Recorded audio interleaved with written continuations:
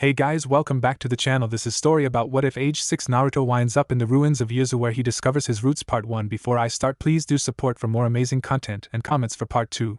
Do consider to subscribe my channel and share my video to your friends and check out the description as well. Let's start the video. Naruto was cold. He blinked his eyes open and shook the blurriness from his aching head. How long he had been out he was unsure. The memories of his most recent beating flooded into the forefront of his mind and the tears soon followed. It had been his birthday today, and while that might be a cause of celebration for most normal 6-year-olds, Naruto was not normal.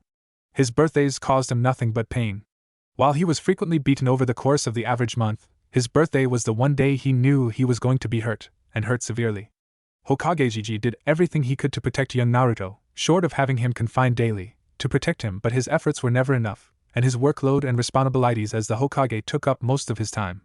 Today though, it had been the worst he has ever suffered. Yes, tonight Naruto had been beaten, raped, and urinated on, before he was cast into a river unconscious. Meanwhile in Konoha, to say the Sandaime was furious would be the understatement of the century. He could not find Naruto anywhere, and he just got word from one of his loyal Anbu, who he had scouring the village for his surrogate grandson, that he overheard some men talking about what they had done to the demon brat tonight. The men, a few of them shinobi, were rounded up and sent to Ibiki Marino, the head of the torture and interrogation unit. It wasn't that much later the Hokage received a report from Ibiki of last known whereabouts of Naruto from the prisoners. Hiruzen accompanied a large team of his best trackers and Anbu Black Ops, one of which had gravity-defying gray hair, to search the forest and the river nearby, but they found no sign of Naruto. The team stayed out all night, and would continue to search for the next few days, but they would never find him. The men responsible were publicly executed after they pronounced Naruto dead 2 weeks after the search began. Before the men were executed, however, the Hokage along with Jiraiya revealed the truth about Naruto to the stunned crowd. Jiraiya took the stage and while in tears and filled with rage filled the village in on the little secret that Naruto was in fact his godson. The demon brat, as he had been called, was the son of their greatest Hokage. His true name was Naruto Uzumaki Namikaze. They revealed the reason they kept it a secret was to protect him from his father's enemies, namely the shinobi of Iwa. For many ninja this was cause for great sadness and shame. For years many throughout the village had shunned, spite, and hurt the child in some fashion or another, whether it was through words or physical violence. But no one was more destroyed about learning of Naruto's heritage than Kakashi Hatake. Jiraiya made the announcement that he, like his former teammate, would never step foot in this accursed village ever again and left. And so began the depression of Konoha. Back with Naruto. It had been 2 weeks since Naruto had awoken upon the shores of the once great Uzushiogakure. To say the young boy was scared and confused would be an understatement. He had food that he had foraged, and water that he had found. But for the past few days after he had blocked out the trauma, and recovered from the pain, he had been exploring the ruins of this once great village. Right now he was exploring what reminded him a little of the Hokage Tower. As he searched through the various rooms and offices, he noticed that all of the bookcases and desks were bare. He spent hours searching all of the building until he finally came upon the Yuzuki's office. Behind the desk lay a broken kunai. Naruto picked it up and ran his finger along the edge. He pulled his hand away sharply after he nicked himself. A few drops of blood fell on the floor and something amazing happened. Wow! What's going on? Naruto said as a ceiling array glowed into existence and the desk slid forward across the floor to reveal a hidden staircase. Slowly and cautiously Naruto descended the stairs and the narrow hallway that followed. He came to a stone door with a spiral design exactly like the one on his once white t-shirt. He touched the door, and some of the blood still leaking from his fingertip activated another ceiling array. The great stone door slid open and Naruto entered. He came to a square-shaped room with 3 doors, one on the north wall, one on the west wall, and one on the east. He proceeded north, and this room would change his life forever. As he crossed the threshold through the door marked training, he saw a vast seal along the floor. He thought back to the other seals and decided he should touch this with his fingertip as well. The moment he did, the door closed, the seal lit up and 3 figures appeared in the center of the room. Hello. Hello. Naruto said to the 3 figures that had just materialized before him. Who are you? He asked, unsure what was going on. The figure in the middle stepped forward, his long red hair swaying behind him. He was a tall man with light green eyes and 2 long bangs framing the sides of his face. He wore a black robe over what appeared to be shinobi armor. My name is Sephiroth Uzumaki, young one, the man stated. His voice had a noble air to it. Naruto immediately knew this was a man of some importance. His mind though went over the man's name. Why, you're an Uzumaki too? Naruto asked wide-eyed. The man's eyes shimmered and the corner of his lips seemed to curve upwards if only a little. Yes, we are in Uzushiogakure after all. Well, at least what used to be Yuzu. I am the Shodai Uzukage, or at least I was in life. Naruto's eyes bulged out, and he trembled a little bit. Are you a ghost? He shouted, pointing his finger accusingly at the man. Silence followed for a few moments before it was broken by uproarious laughter from the three men.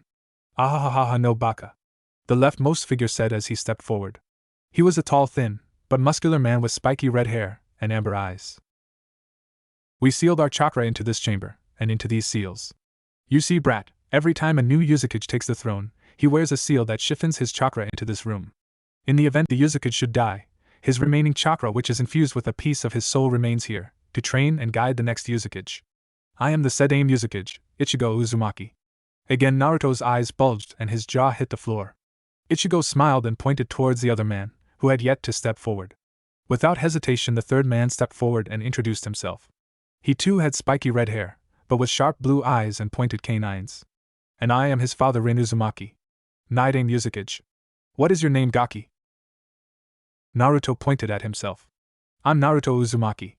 The three men sent glances toward each other. Come here, Naruto, Sephiroth said. Hesitantly the boy obliged. The two other Kage surrounded him, and together with the Shodai, they laid their hands upon his head. Together the three Kage entered into the boy's mindscape. Inside Naruto's mindscape. Whoa, this place is a dump, Rin said with a frown marring his face. Something is strange about this boy, that is certain, remarked Sephiroth. For some reason Ichigo chose to remain silent, a contemplating look upon his face as he followed his predecessors. They soon came upon a vast metal gate, with a piece of paper in the middle with the kanji for seal written on it. Well, that explains it, Rin said. He's a Jinchuriki. Sephiroth noted aloud. Who are you and why have you awoken my slumber? A dark booming voice asked the three men. Things were about to get interesting. So this is the mighty Kyuubi, Sephiroth said with a small smirk gracing his face. This, however, infuriated the already angry and confused Biju. You dare mock me, puny human? Come closer and I will feast upon your marrow. Haha, oh, looks like you pissed him off too, San. Rin noted with amusement. Yes, quite, but somehow I doubt that is very hard to do, Sephiroth responded. In turn the great fox just intensified his glare. Who are you, and why are you here? At this Ichigo stepped forward. We are the former Uzukages. The Kyuubi looked intrigued and a little shocked. We have come to find out who this young Naruto Uzumaki is. He doesn't exactly look like one you know. The fox just laughed and closed his eyes. No, he does not. I assure you, however, he is. So far I respect him the most compared to my previous Uzumaki jailers. Though you have wasted your time. I don't really care who you are, and I'm not going to tell you anything. That's okay, Fuzzy-chan, we aren't asking, Ichigo responded, to which Rin bit back a laugh. How dare you call me that, you insolent ant? Seriously, what was up with the Uzumakis and calling him Fuzzy-chan? Kushina and Mito did all the time. It was infuriating. What my grandson is trying to say is that we simply came to review his memories and see what we can learn, Sephiroth said. The Kyuubi seemed to grow serious, and a little somber at that. I assure you humans, it is not pretty. You would be careful what you wish for. Once you have seen my jailer's life, you cannot unsee it. The Kages raised a questioning eyebrow, but continued their task regardless. The three Kages quickly set up seals in the great chamber of Naruto's mindscape, and a seal in the center of their foreheads. A slash and the sealing array drawn on the walls of the chamber basically would copy all of Naruto's memories, and then paste them into the minds of whoever was wearing the required receiver seal on their forehead. The three flashed through hand seals, before bellowing out Memorimura, Fujin. Memory mirror, seal. Something quite unexpected happened, however. This unique Uzumaki Fujin jutsu had never been attempted on a Jinchuriki before. Instead of just giving the Kages all of Naruto's memories, they also gave them the memories of the Kyuubi and his past containers. Within a second they knew everything about Naruto Uzumaki, his heritage, his tragic life, the life of Kushina and Mito, and the life of the Kyuubi from the day he was split from the Jubi. Instantly after the jutsu was finished, all three men grew deathly pale, their eyes glistened with pure despair after witnessing the boy's life. Ichigo, however, fell to his knees. And no, Kushi-chan. How can this be? This boy is my grandson. Sephiroth filled with rage. Yes, Ichigo, this young boy is the rightful heir to the throne of our once great village. He is the Prince of Yuzu. One day he could have been king. But look at what has happened. I will not allow this injustice to be ignored. As the Shoda Yuzukage, I swear to train this boy, and pass on all knowledge and training, to assure he never suffers like this again. Ichigo hardened his face into a look of strong anger and blazing determination. He too would train his grandson, the son of his little Kushi-chan. The three Kages repeated the sealing progress, except they sealed all of the memories into a scroll. They then departed the boy's mindscape. Naruto watched the Kages with confusion, as they all awoke and gave him sad looks. What just happened? He thought to himself. Ichigo soon got on his knee in front of the boy. Naruto, this is gonna be hard to accept, but the truth is, I'm your Gigi. Your mother was my daughter. Naruto's eyes grew massive and tears soon began to fall. He glomped Ichigo while crying his heart out. Rin and Sephiroth merely smiled in amusement. After the reunion was all over, they laid out the scroll onto the floor and drew a receiver seal on Naruto's forehead. They drew memory copying seals on their own bodies, so the boy would also gain all of their great knowledge and wisdom. Memorimura, Fujin. And in a brief second, Naruto knew everything. He knew of the history of Yuzu, the lives and struggles of the men standing before him. He basically felt as if he had lived as Sephiroth, Rin, Ichigo, Mito, and his mother Kushina. He knew about the fox Kurama and how he got there. He knew about his father Minato, he knew about Jiraiya, and Hokage Jiji, and Kakashi. He knew of his mother and his father's hate for Danzo Shimura, and some of the darker secrets of Konoha. He knew about the masked man that unleashed the Kyuubi moments after his own birth.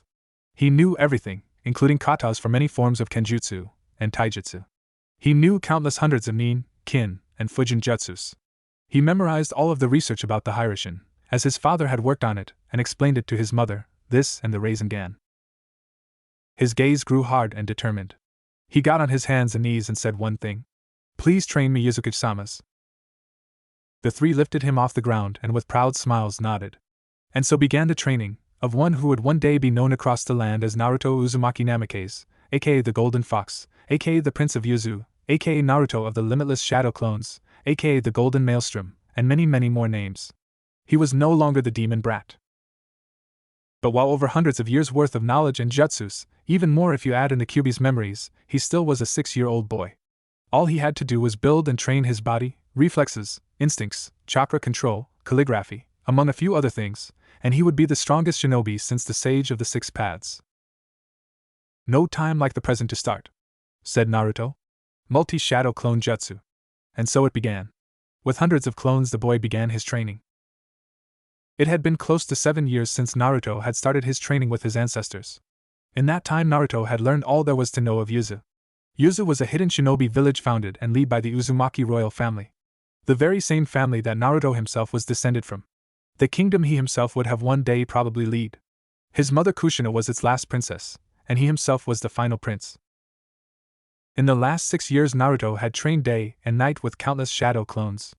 His chakra control was as perfect as it could be, for the vast amounts of chakra his body contained.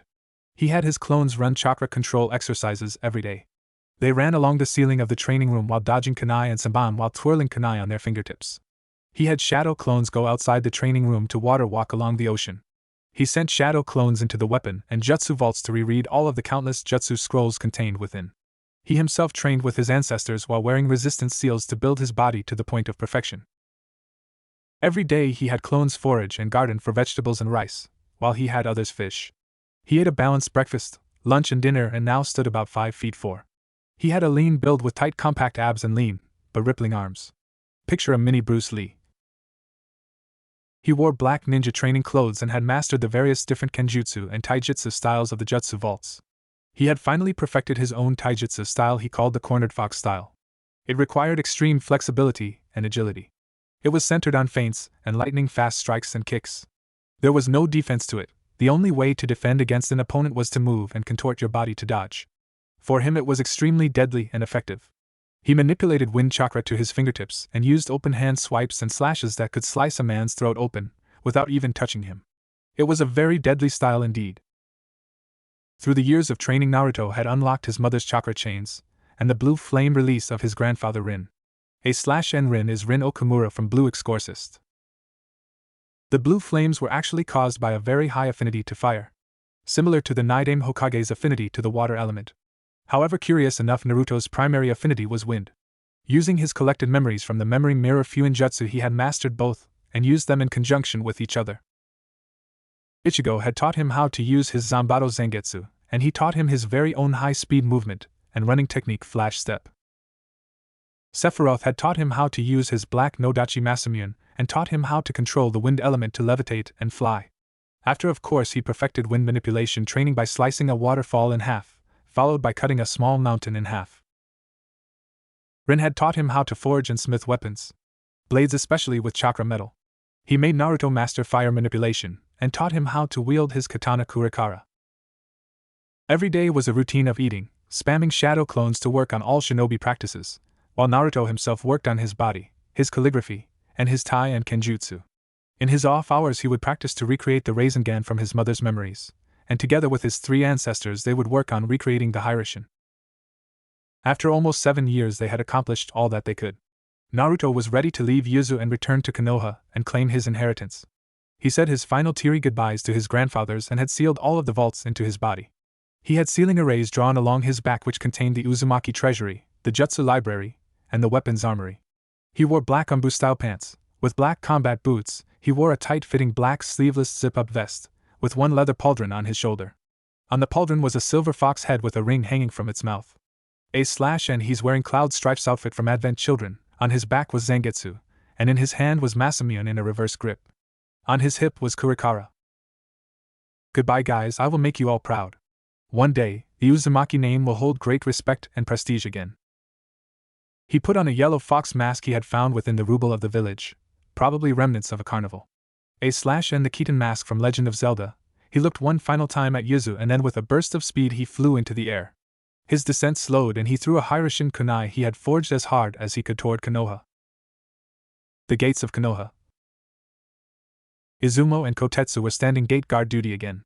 Bored out of their minds they kicked back and relaxed. Kotetsu Izumo said, "Who would you rather bang? Kurenai when she's on her period, or guy with a vagina?" All of the color drained from Kotetsu's face, and he looked toward his best friend. "You're sick, you know that?" He deadpanned. Suddenly Kotetsu stood and smacked his partner. "Look!" He pointed toward the figure slowly approaching the gate. A man wearing a yellow fox mask, dressed all in black with a massive sword on his back, and very long nodachi in his hand was making his way toward them. "Halt! Who are you and what business do you have in Konoha?" Kotetsu asked with rare scene seriousness. Naruto stopped at the gate and looked at the two. The gate guards flinched and pulled kunai. Naruto didn't say anything, he just tilted his head to the side much like a curious animal would. His swords disappeared in a flash of blue flames, sealed once more into his body. "I am here to see the Hokage. I have some information regarding a missing person that he would be glad to receive. I assure you it is of the utmost importance. Would you please send somebody to escort me to him?" Kotetsu looked to his partner and nodded his head. Izumo nodded back and shined to the Hokage building. He was back a few moments later. "If you will please follow me, I will escort you to Hokage-sama." Naruto nodded his head and followed after the man. He could sense the umbu hidden around him, no doubt making sure he didn't do anything stupid. The pair reached the Hokage building in no time and climbed the stairs. They walked past the secretary who eyed the mysterious fox-masked Naruto and came in front of the doors to Hiruzen's office. With a knock and a shout of "Enter!" Izumo opened the doors and escorted Naruto inside. The said dame watched the mysterious stranger with great curiosity. "Welcome to Konoha. What can I do for you, mister?" Naruto stepped forward and tilted his head to the side once more. "Please tell me you haven't forgotten me, Gigi?" The Hokage's eyes grew wide and he ordered Izumo and all of the umbu out of the room at once. After they left he leaned forward. "And Naruto? Is that really you?" Naruto could sense the hope radiating off of his grandfather figure. He reached his hand up and removed his mask. Tears threatened to fall from his shimmering blue eyes. "Yeah, Gigi, it's me." The said dame burst forward and embraced his surrogate grandson. Tears fell from his eyes and he asked, "How? I thought you had died. Where were you all this time?" Naruto laughed and hugged the man tight. "Call Kakashi and I will explain everything." The said dame grew confused. How had Naruto known about Kakashi? But he didn't question it. He knew Naruto would explain soon, so he summoned an umbu to retrieve Kakashi at once. A few minutes passed, and soon Kakashi strolled into the office. "Yo," he said and approached the desk. He looked curiously upon the once again masked Naruto. Naruto approached the doors of the office and flew through seals so fast the Hokage could hardly keep up. Once he was done the seals, he raised his hand to the door and activated the strongest possible silence and privacy seal he knew of. He stood and faced Kakashi and removed his mask. Hey Nissan. Kakashi's eyes grew wide before Naruto slugged him in the stomach. Kakashi flew back against the wall comically and struggled to regain his breath. And then Naruto? Tears fell from Kakashi's eyes and he fell to his knees. He begged Naruto to forgive him. He explained that he had no idea that Naruto was his sensei's son. Hell, he didn't even know Kushina was pregnant. He was an Umbu, and after the guilt of Obito and Rin's deaths he was hardly ever around the village. He took constant A and S ranks to help keep his mind off of his loss. Yes, he still loved Minato like a father, but he was so ashamed about his friend's deaths he could hardly look him in the eyes. Naruto sat down and urged the others to sit down as well, cause this would be a long tale. He could have just used the memory mirror jutsu, but he wanted some secrets to himself. So after a few hours he finished telling the two of his life, his training, his ancestors, who after he left Yuzu had finally closed off their chakras and returned to their spirits in the afterlife. He told them of the mix-up with the memory jutsu and how he now had the memories of the three Uzukages, Mido, Kushina, and the Great Fox himself. And that's what happened, GG Nissan. To say the two shinobi were shocked would be an understatement. They had to pick their jaws up off of the floor. Hiruzen quickly regained his composure. So what now, Naruto? What are your plans? Naruto thought for a minute and then smiled. Well, I promised you when I was a kid that one day I would take that hat, and I meant it, GG. I want to join Konoha. And I want to finally claim my inheritance. I am Naruto Uzumaki Namikaze, Prince of Yuzu, and son of the Yondaime Hokage. I intend for the world to know that too. The two powerful shinobi beamed with pride at the young boy. So you want to join the academy, Naruto? The Hokage asked. Hell no. If it's alright, GG, I would like you guys to test my capabilities with a fight between me and Nissan here. I'm not some snot-nosed academy student. I ask that you allow me to fight Nissan in the Chunin preliminary arena in the Forest of Death, with the Jonin present. If I perform acceptably, you give me my inheritance, and I announce my return to the village. You give me Genin headband and I will join whatever squad you want. If I lose, I will attend the academy and wait until you think I'm ready to claim my inheritance.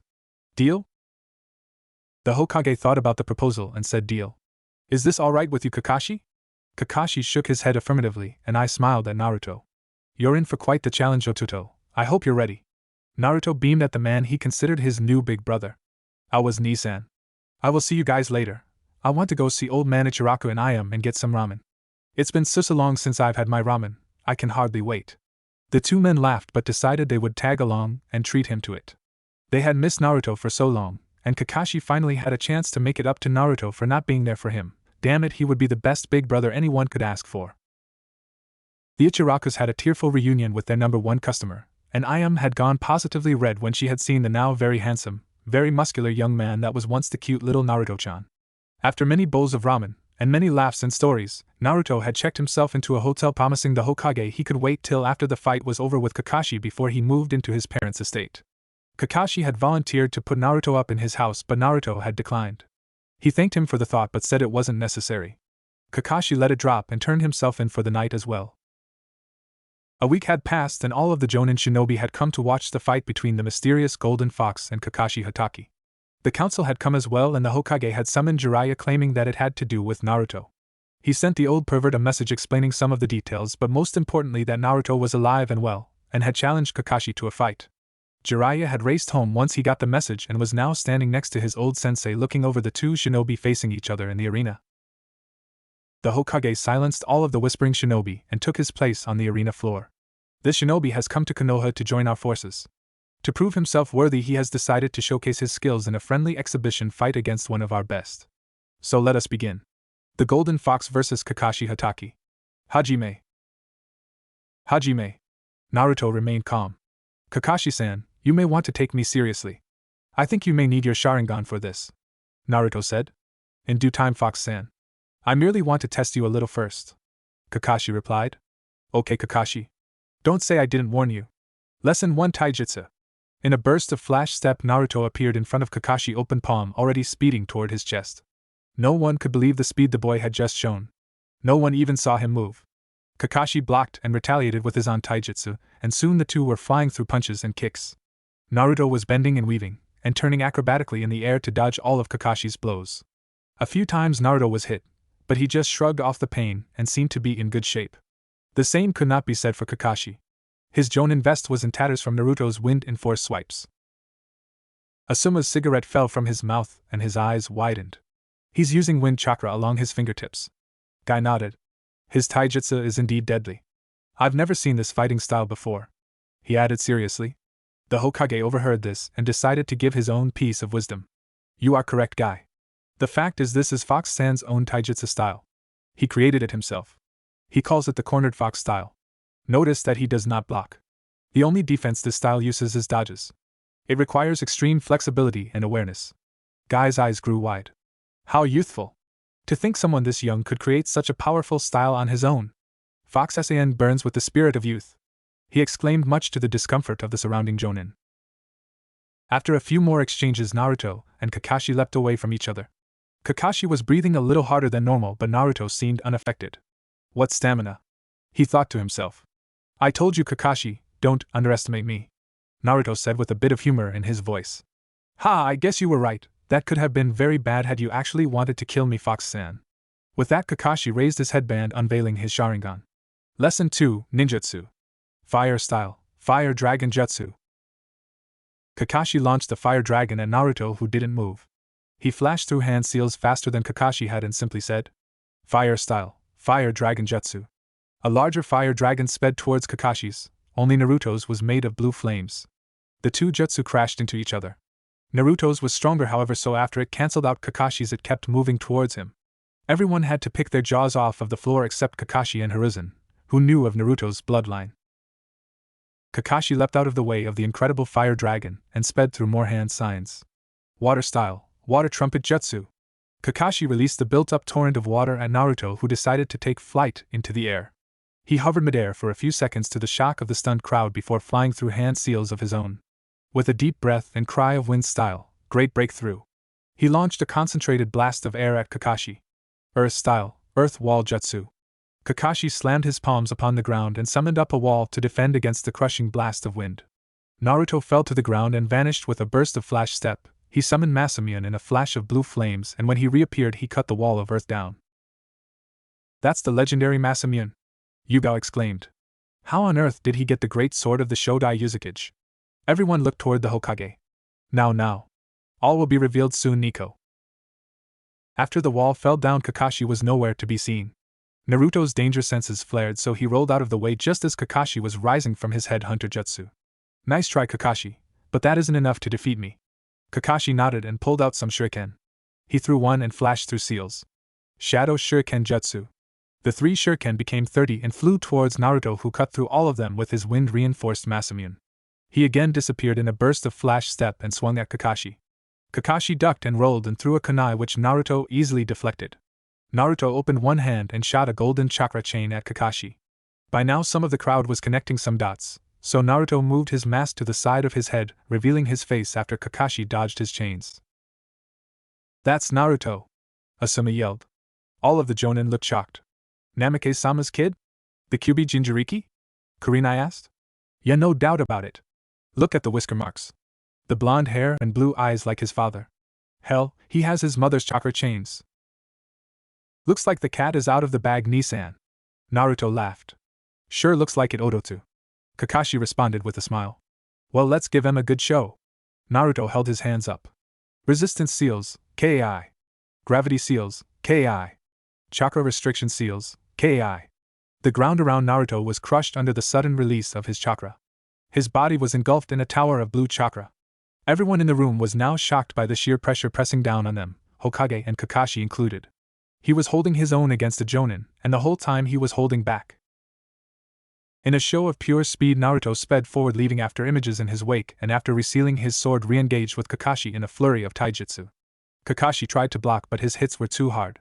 After a sudden palm strike to the gut which took the air right out of him, he rocketed backwards. Without hand seals, Naruto summoned a shadow clone which kicked Kakashi into the air. Naruto flew at him and grabbed him by the vest. He spun and flew towards the ground, slamming Kakashi to the floor of the arena. Kakashi blinked his eyes upon and saw he was surrounded by shadow clones, each holding either Zangetsu or Masamune against him. Naruto stood back with his arms across his chest, smiling. So how did I do, Gigi? He called up to his Hokage and grandfather figure. Great, Naruto, but I think all the jonin would like some answers. Collectively, the jonin and the shinobi council shook their heads rapidly up and down. Naruto nodded and dispelled the shadow clones. He picked Kakashi up and checked to see if he was okay. Kakashi smiled and said he was just caught off guard. Naruto resealed all of his seals, and sealed away the fox mask. Naruto took in a deep breath, and with a hardened gaze and a voice filled with a deep timbre began his tale. His presence demanded respect and oozed nobility but no arrogance. He came off a strong, mature shinobi. My name is Naruto Uzumaki Namikaze. 6 years ago, after being beaten and raped, I was tossed into a river. At this everyone looked down ashamed, some looked furious. I awoke upon the shores of my family's home village Yuzu. There in the village I discovered my heritage, and found the sealed spirits of the Shodai, Night-Aim, and Set-Aim Yuzukages. The Jonin took a gasp. Yes, 3 of my ancestors. My grandfather Ichigo, great-grandfather Rin, and great-great-grandfather Sephiroth. Through a trick of fate they gave me the memories of my mother. They trained me for the past 6 years in Tai, Nin, Ken, Kin, and Fujinjutsu. I unlocked my great-grandfather's blue flame bloodline and my mother's chakra chains after they trained me, and taught me. They gave me their swords and passed on the will and the fate of the Uzumaki clan to me. I am Naruto Uzumaki Namikaze, Prince of Yuzu, head of Uzumaki clan, and son of Princess Kushina Uzumaki, and Minato Namikaze, the Yondaime Hokage. Through my mother's memories and with my mastery of Fujinjutsu after being trained by the 3 greatest Fujinjutsu masters, I recreated the Hiraishin, after recreating my father's Rasengan. He proved this by forming a Rasengan in one hand, and pulled a tri-bladed black Hiraishin kunai in the other. He threw the kunai and disappeared in a yellow flash. He reappeared across the room and with a shout of Rasengan, slammed the Rasengan into the wall. The Jonin looked shocked, as did the council. The elders looked emotionless per usual, but inside they were jumping for joy and plotting on ways to control the boy. Jiraiya came down and hugged Naruto, happy to see his godson. The Jonin clapped and came down to welcome the smiling Naruto back to the village. The Hokage silenced the room and approached Naruto, proud of the boy. Naruto, I am happy to welcome you home as a shinobi of the Hidden Leaf Village. He gave Naruto a Konoha headband which he happily accepted. He tied it on his bicep and bowed to his Hokage. The Hokage laughed and shook his head. Are you sure you want to be a genin though? You could be a jonin. Hell boy, you could probably take the Hokage hat now. Some Inuzuka barked with a laugh. Naruto and the Jonin laughed as well, but Naruto replied, Thank you Inuzuka-san, but I'm not ready for that yet. I may be trained, but I need mission experience as well as leadership experience. I will become a genin and grow as a shinobi. I will form bonds with my age group, and one day I will surpass my father and my ancestors and be the best Kage I can. But today, I think genin suits me fine. The collected shinobi minus the council elders smiled and nodded toward the boy. The Hokage smiled and nodded in agreement. However, a genin cannot claim the position of clan head, so he decided to make a compromise. I hereby pronounce you special genin. This new position will be very much the same as standard genin, with the exception that it will represent your advanced maturity to your peers, and allow you to claim your clan seat. Any objections? He looked to his surrounding council members. None? Good. Congratulations, Naruto. The Jonin gave the kid some thumbs up and well wishes. However, the women of the crowd were having certain thoughts about the boy. The way this kid talks and stands just screams alpha. If only he were a few years older, hell, the kid's gonna be quite the looker, just like his old man if he isn't already hot damn. Thought some. If I wasn't in love with Haikuen and he was a little older, I'd give him a shot. Thought Yugao. This boy, no young man, will make a fine ninja. But whoever gets him as a husband will be one lucky woman. Thought Kurinai. Naruto Uzumaki, you are interesting. You and me don't seem all that different. I think I'm gonna keep an eye on you, Foxy-kun. Thought Anko with a shit-eating grin. 3 days later. The entire village was gathered in front of the Hokage Tower. Everybody was whispering and gossiping. Hiruzen overlooked his villagers and silence soon filled the village. 6 years ago a great crime took place. I need not remind you of the details, but we lost the son of the Yondaime. Everyone looked depressed at this. It is with great pleasure though that today I welcome him back to the village. May I present Naruto Uzumaki Namikaze, Prince of Yuzu and new head of the Uzumaki clan. The villagers looked on with wide eyes as Naruto stepped forward dressed in his usual ninja outfit. Only this time he wore a Yuzu headband as a belt buckle. Over his black vest he wore a long black sage cloak with blue flames along the bottom and the sleeves, and his Konoha headband wrapped around his bicep. I'm finally home, he said to the stunned crowd, who soon burst into applause and cheering. Some villagers with tears streaming down their faces. I have suffered much in this village. Again people looked depressed. But I never stopped loving it. I understand why many of you were angry. I do not hate you, however. I was a constant reminder of all that many of you had lost. In a sick way I would like to almost thank you. The events of my childhood, however horrible, made me strong and they made me who I am today. I promise you all I will protect you as a shinobi of Konoha. And one day I will protect you as your Hokage. I swear this upon my pride and honor as both an Uzumaki and as my father's son. Thank you? To say the crowd was stunned would be another understatement. With tears of joy, a great majority erupted into applause once again. There was a small majority, however, that clung to their hatred of the boy. Naruto, however, was truly happy. He was back home, and he could finally have the life he always wanted. And he deserved. It is with great pride I finally give Naruto his inheritance, and give him clan status. Naruto, here is the key to your parents' home, and here are the final letters to you from your parents. Open them later. I now pronounce you head of the Uzumaki clan here in Konoha. Good luck. After everything had died down, Naruto ventured into the clan district where he found his parents' home. It was modest in size, 2 stories with a great stone wall surrounding it to give it privacy. Naruto approached the massive iron gate. Naruto slowly swung it open. He closed the gate behind him and approached the house. The lawn was well maintained. Turns out it was a weekly D-rank mission paid for by the Hokage, and there were flowers surrounding the property. Naruto walked up to the front door and bit his thumb. He swiped blood along the door and a seal array glowed to life. He walked inside and after seeing how dusty it was decided to begin cleaning. Shadow Clone Jutsu. Naruto had finished cleaning his parents' house. He had discovered the sealed library in the basement that his father had used.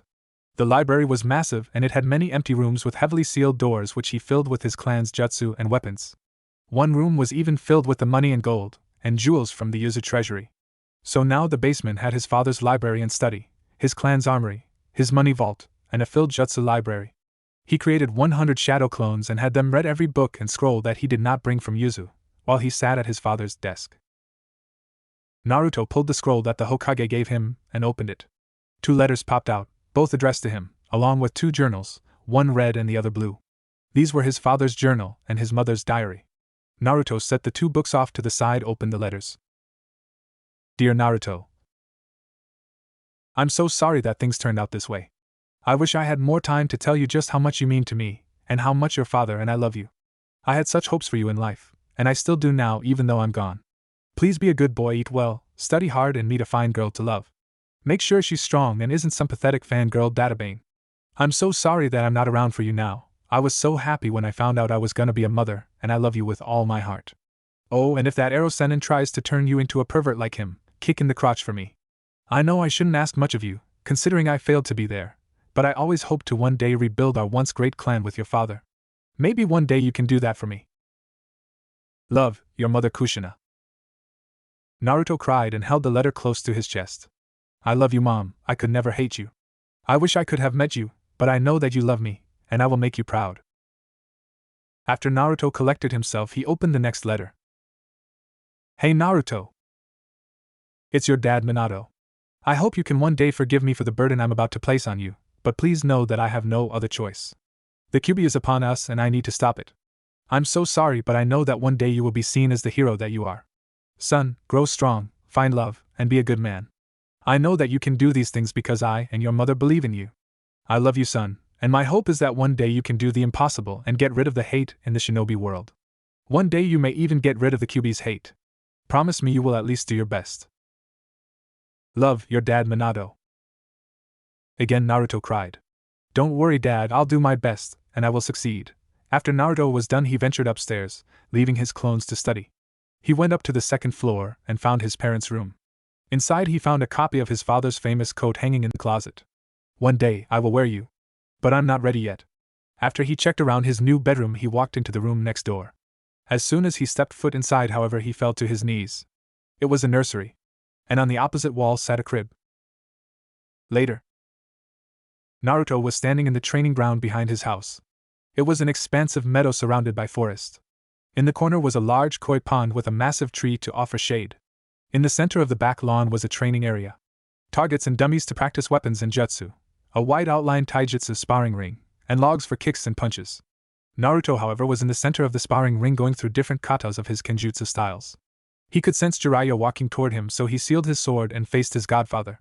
What's up, Arrow Senin? Jiraiya face vaulted into the dirt. Don't call me that, GKI. I am the great toad sage of MT Mayaboku. The ladies swoon at the sight of the gallant Jiraiya. He proceeded to do his kabuki dance. No, you're a shameless pervert, who women quite often tend to beat the shit out of. Naruto deadpanned. Again Jiraiya face vaulted. So what's up, Ero-sennin? This time, however, Jiraiya grew serious. Look, Naruto, I want to say I'm sorry for not being the. Save it. Jiraiya, I already forgave you. Look, you had just lost your student, your surrogate son. I understand. Hell, I look just like my dad, so I know it must have been painful to see me. I'm not some brat anymore. I was raised and trained by 3 of the best, and I learned about my heritage and my family through their and my mother's memories. As awful as it is to say it, I wouldn't be who I am today if it wasn't for what happened to me. I'm not saying that everything is sunshine and rainbows, however. Naruto paused and looked off into the sky. A look of serious contemplation marred his whiskered face. Deep down inside, bottled up and repressed, I'm sure lingers some angst. Some resentment to you and the village still lingers. It's deep beneath the surface, but they're all the same. It will go away in time, especially when I had good memories of this place and its people to replace the bad ones. But the fact is, Naruto turned to his godfather and smiled. I forgive you, Jiraiya. Jiraiya was a bit shocked. He had expected Naruto to hate him, to shout and scream and maybe even hit him, but the boy surprised him with this seriousness and maturity. Well, Gaki, how about I be here for you now? Naruto smiled. I'd love that, arrow, Jiraiya-sensei. Jiraiya beamed in pride. So you shocked the hell out of me and everyone else. Kami kid, to think you taught yourself the Rasengan and the Hiraishin. You're one hell of a prodigy. Naruto laughed. No, I'm not. I'm no prodigy. It was hard, but again I had 3 great teachers and all of their knowledge along with my mother's and a few others. I worked hard all day every day for 6 years. Not to mention I cheated and abused the living hell out of the shadow clones for all my chakra and mental exercises. I guess you could say I'm a master of hard work, determination, and unorthodox training methods. Jiraiya smiled greatly at that. He knew he liked this kid. Naruto walked toward his godfather and smiled once more. Oh, Jiraiya, I almost forgot. There is one thing I need you to do, before I can totally forgive you 100%. Jiraiya smiled a small sad smile. Anything, kid, just name it. Naruto was now standing in front of him. His smile suddenly turned sadistic. Take your punishment. He pulled his leg back tight, and let it loose right into the man's balls. Ugh, hi. Scratch that, I fucking hate this kid. Damn you, Kushina. 2 days later. Naruto was a little nervous. Today was the day of the genin exams. The Hokage told him he didn't even need to show up, he was already a genin. But Naruto wanted to attend and take the exams so he could begin to make bonds and friendships with his soon-to-be fellow genin, as well as get a bit of an idea of where his peers were at in their training. He was nervous about how these kids his age will react to him. Naruto opened the door to the classroom and walked inside. All eyes were on him the moment he did so. Oh, you must be Naruto. I'm Iruka Yumino, and this is Mizuki. It's nice to meet you, Naruto. Naruto smiled at the man and shook his hand. It's a pleasure to meet you too, Iruka-sensei. Iruka smiled. He liked this boy already. He felt horrible when the truth about the boy's parentage was revealed. For years he had hated the boy for the deaths of his parents, but after he learned the truth he was greatly ashamed. This boy was innocent, and had a horrible burden placed upon his shoulders. He deserved to be hailed as a hero, but sadly he wasn't. Naruto, would you please introduce yourself to the class? Iruka asked with a smile. Sure, sensei. Hi everyone, I'm Naruto Uzumaki Namikaze. You can call me whatever you like, just plain Naruto is fine. I like training, reading, and ramen. I enjoy kenjutsu and fuinjutsu. My dream is to be the best Hokage this village has ever seen. Naruto rubbed the back of his head and smiled. Then he walked to an empty seat and sat down. He couldn't stand the whispers and the looks he was getting, however. All the girls had blushes on their faces and tried not to stare, and some of the boys were looking at him with envy. One boy in particular stared at him questioningly, but when Naruto turned to look at him, he went back to brooding in the corner. Iruka clapped his hands. All right everyone, I'm gonna hand out your tests now. You have 1 hour to finish the written exam. Naruto looked at the test before him. This was way too easy. The moment Iruka told him them to begin, he picked up his pencil, and in a flash filled out the paper. He put his pencil back and with his usual smile just sit back and pulled out a book to read to pass the time. The Tale of the Utterly Gutsy Shinobi. His father's favorite book. His too, actually. The Hokage's office. The Jonin were all sitting down watching the genin exams through the Hokage's crystal ball. Kami, that kid's fast. He's gonna be a legend just like his old man. Asuma said with a smirk. Ho ho, I don't doubt it, Asuma. Hiruzen said with a smile. So whose team is he gonna be on? I mean, the kid's no ordinary freakin' genin. He wiped the floor with Kakashi, no offense. said Anko with obvious mirth in her voice. None taken, Anko, it's true. I really want him on my team, but there isn't a whole lot I can teach him. Truthfully, he's beyond my level and skill set. In a year or two he will be deserving of the SS class like his father. Remember, Minato-sensei only got that ranking because he had the Hiraishin. Naruto is 12 and he knows the Hiraishin. Not to mention his obvious skill with Kenjutsu, Ninjutsu, Taijutsu, and the few Injutsu required to recreate the Hiraishin. This kid will surpass us all at the current rate he's going. Hiruzen smiled at that. It's true, and the boy deserves it too. If I'm alive to see him reach Jonin, I may very well make him my successor. All the Jonin were surprised, but they understood. Back in the classroom. Okay class, follow me to the training yard. All of the genin hopefuls walked outside to the training yard and prepared for the next part of the exam. Naruto waited patiently for his name to be called into the sparring arena. After all of the other kids had their turns, it was finally down to Naruto. Okay, next up, Naruto versus Sasuke. Naruto nodded and entered the ring. He studied the Yuki across from him, who kept his hands in his pockets. Okay guys, take your stances. Sasuke got into his family's stance, and Naruto stepped into a loose boxing stance. He didn't want to kill the kid. Hajime. Naruto just stood and studied his opponent. Sasuke did the same, and for the next few minutes neither of them moved. Come on, Dobe. Attack me. Naruto didn't rise to the goading. He just stood patiently. Well, if you're not gonna come at me, I will come at you. Sasuke ran at him with his fist reared back. Naruto just dodged his punch. He continued to dodge and block all of Sasuke's attacks, which proved to increase the Yukia's anger. Finally, after a few moments of this, Naruto saw an opening and with a chakra-infused flicked the Yukia in the forehead, and right out of the ring. Silence followed for a few seconds until Kiba Inuzuka burst out laughing, along with all the other boys. The girls, however, were scandalized and rushed to help their precious Sasuke-kun. Winner Naruto, said Iruka with a cough. Dobe. Naruto looked back at Sasuke, who was absolutely livid. Fight me again. Naruto turned away. Later, but for now let's continue on with the exam, replied Naruto. This pushed Sasuke past the boiling point. Don't you walk away from me. The young Yukia flew through hand seals before fire style, grand fireball jutsu. Iruka tried to stop it, but he was too late. Everyone watched shocked while Naruto, still with his back turned, was engulfed in flames. That's why everyone was equally shocked when, after the fire died down, Naruto was perfectly fine. He turned and faced the Yukia and unsealed his Masamune before flash stepping. The class watched wide-eyed, instructors included, as Naruto appeared standing behind Sasuke with his massive Nodachi resting over his shoulder, but against Sasuke's throat. Do that again, you arrogant piece of shit, and I will not hesitate to remove your head from your body. Look, if you want to fight later, that's fine. But when a match is ended, the fight is over. What you just did was cowardly and stupid. If I had died, or even been injured, you would be in jail right now for treason. If you paid attention, you would see I already have my headband. You just unlawfully attacked a genin of Konoha. I could kill you or arrest you right now, but I won't. The only reason I'm here today is to get to know what the genin I will be serving with. That invitation still extends to you. Now, if you try this shit again, I will end you. Got it? Good. With that, Naruto calmly sealed his Nodachi and walked away. The entire class heard his speech, and they were a little terrified. This Naruto was not someone to screw with. I think he's learned his lesson, Iruka-sensei. Can we continue on now, please? Iruka just nodded dumbly. Back in the Hokage's office. The Jonin were not impressed with the Yukia.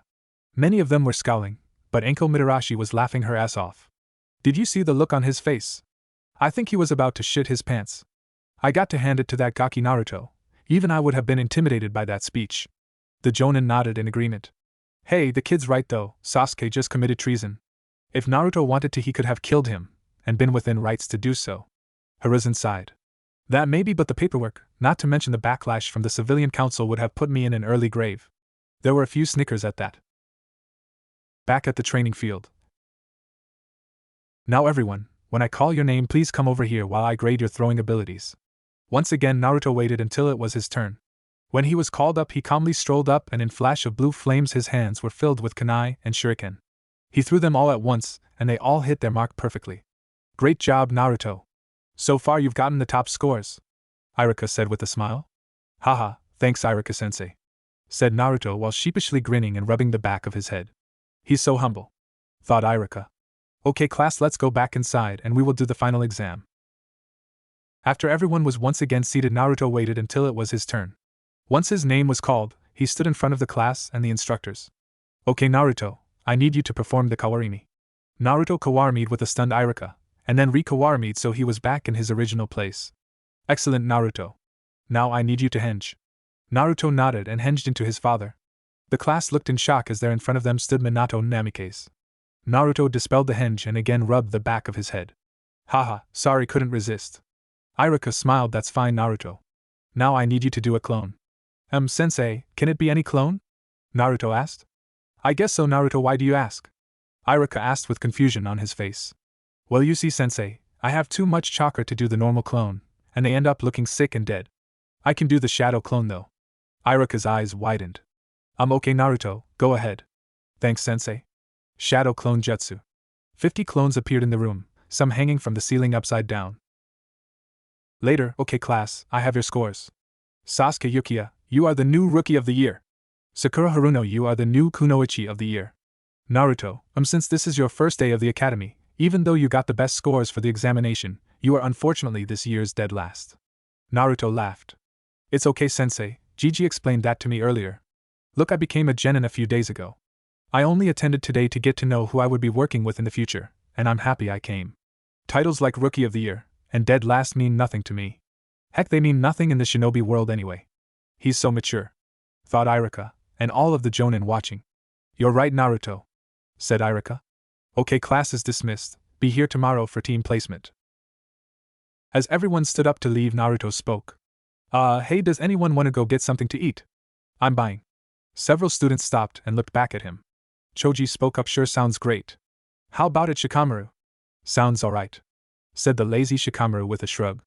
I'm in, said Kiba. Arigato and Naruto-kun, stuttered the shy Hinata. Shino merely nodded his head yes. Sasuke just kept walking HN. Sakura the fangirl that she was just followed after Sasuke. Ino looked at the cute mysterious blonde and blushed. Sounds like fun. Naruto smiled wide. Great, let's go. Ichiraku's. Hey Gigi, one large miso ramen for me, and whatever my new friends want on me. The old ramen chef smiled. You got a kid? I smiled as well. So you made friends Naruto-kun? Sure did Nei-chan, meet Konoha's newest genins. This is Ino, Choji, Shikamaru, Hinata, Kiba, and Shino. They all waved. Well, any friend of Naruto-kun's is a friend of mine. So what can I get you? After everyone had ordered and began eating, it was Kiba that spoke up. So Naruto, my mom told me you kicked a jonin's butt last week. Is that true? Everyone looked at him, obviously hearing about it as well. Haha, yeah it is. Naruto responded while rubbing the back of his head. Well, I wouldn't say you kicked my butt Ototo, Kakashi said as he sat next to his surrogate little brother. Ni-san. So come to celebrate with me. Kakashi, I smiled. You did very well today Ototo. I was proud of the way you handled a certain situation. I know your father would be as well. Naruto smiled and looked down at his feet. I hope so Ni-san, I really do. Kakashi ruffled Naruto's hair and ordered some ramen for himself. Naruto introduced his new friends to Kakashi. He explained that Kakashi was his father's student, and in his eyes that made him his Ni-san. After a good few hours of eating and laughing and telling stories, Naruto paid for everyone's food and said goodnight. His new friends thanked him, and he told them all he would see them tomorrow. As Naruto was walking back through the village, he saw something strange. Mizuki was climbing out of a window with a large scroll strapped along his back. Something was wrong with this picture, so Naruto made a clone to go back and find Kakashi, while he followed Mizuki into the forest. Naruto lost track of time as he tailed Mizuki from the shadows. He came to a halt as Mizuki stopped running and leaned the scroll against an abandoned shack. Naruto took this time to quietly send shadow clones to set up a perimeter. Naruto took this time to act. He sent his chakra chains out to retrieve the scroll, and once he had it secure, he sealed it within his body. What are you doing out here with the forbidden scroll of sealing Mizuki? The Hokage's office. Kakashi and the Hokage watched as Iruka showed up and demanded to know why Mizuki stole the scroll. He then fought with Mizuki, who tried to impale him with a Fuma shuriken, but Naruto intervened and beat the ever-living shit out of him. The forest. Naruto slung Mizuki over his shoulder and unsealed the scroll. It fell to the ground and he caught a glimpse of exploding shadow clone jutsu. That will come in handy, Naruto thought as he memorized the hand seals. He and Iruka walked back to Konoha together. Thanks for saving me from that shuriken, Naruto. No problem, Iruka-sensei, you would have done the same for me. Naruto woke up and looked at the picture of his mother and father on the nightstand. Wish me luck, Mom, Dad. He took a quick shower and changed into his usual attire. He put on his black cloak with the blue flames and walked into the kitchen. He made a quick breakfast, ate it, and then headed toward the academy.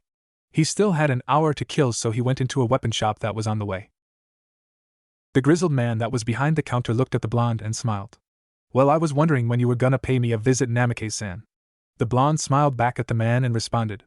Oh, you were, huh, and why is that? The big man gave a hearty chuckle and pulled out a Hiroshin kunai. Well, I heard you knew your father's jutsu. Who do you think made all of these kunai for him? Naruto walked forward and shook the man's hand. Well, I guess that would be you. I, however, already made my own. He pulled out one of his custom three-pronged kunai. The man took it into his hand and inspected it. Well, look at that baby. You are a gifted weaponsmith. This is incredible craftsmanship. Naruto rubbed the back of his head. Haha, thanks. To tell you the truth, I'm kind of out of a forge right now. Do you think you could make me some more like that one? The man nodded in the affirmative. Of course, how many do you want? Naruto smiled and unsealed a large stack of Ryo onto the table. As many as this can buy me. The man laughed again. I like you, kid. Tell you what, if you ever get around to building your own forge, you come see me for the metals you need. I'll give you a hell of a deal. Naruto shook the man's hand. Well, it's a deal, mister? Name's Tanaka, kid. Naruto nodded. Pleasure to meet you, Tanaka. The pleasure is all mine. Hey, I hear from some friends of mine that you have in your possession the famous Masamune. Is that true? Naruto smiled. Yeah, it's a family heirloom. Naruto unsealed the Masamune. Whoa, it's just as beautiful as I imagined. Hey, Tenten. Get in here, you gotta see this. A girl, maybe a year older than Naruto, walked in from the back room. What is it to my kami? Is that the Masamune? Naruto chuckled and rubbed the back of his head again. Yeah, it was a family heirloom. Nice to meet you, Tenten, I'm Naruto. The girl's eyes grew big. Uzumaki-sama. I studied the Uzumaki clan extensively. I read all about the famous swords and swordsmen. I'm a really huge fan of your mother, Kushina-sama. Naruto smiled and his eyes grew a little heavy. Yeah, she was great, wasn't she? Oh, I'm sorry, Uzumaki-sama, I didn't mean to. Hey, don't worry about it. I'm glad to meet someone who knows of my family. Hey, if you like, maybe sometime you could come over to my house, I'll show you the armory. When I was in Yuzu, I sealed away the entire weapons room. All of our swords are with me now.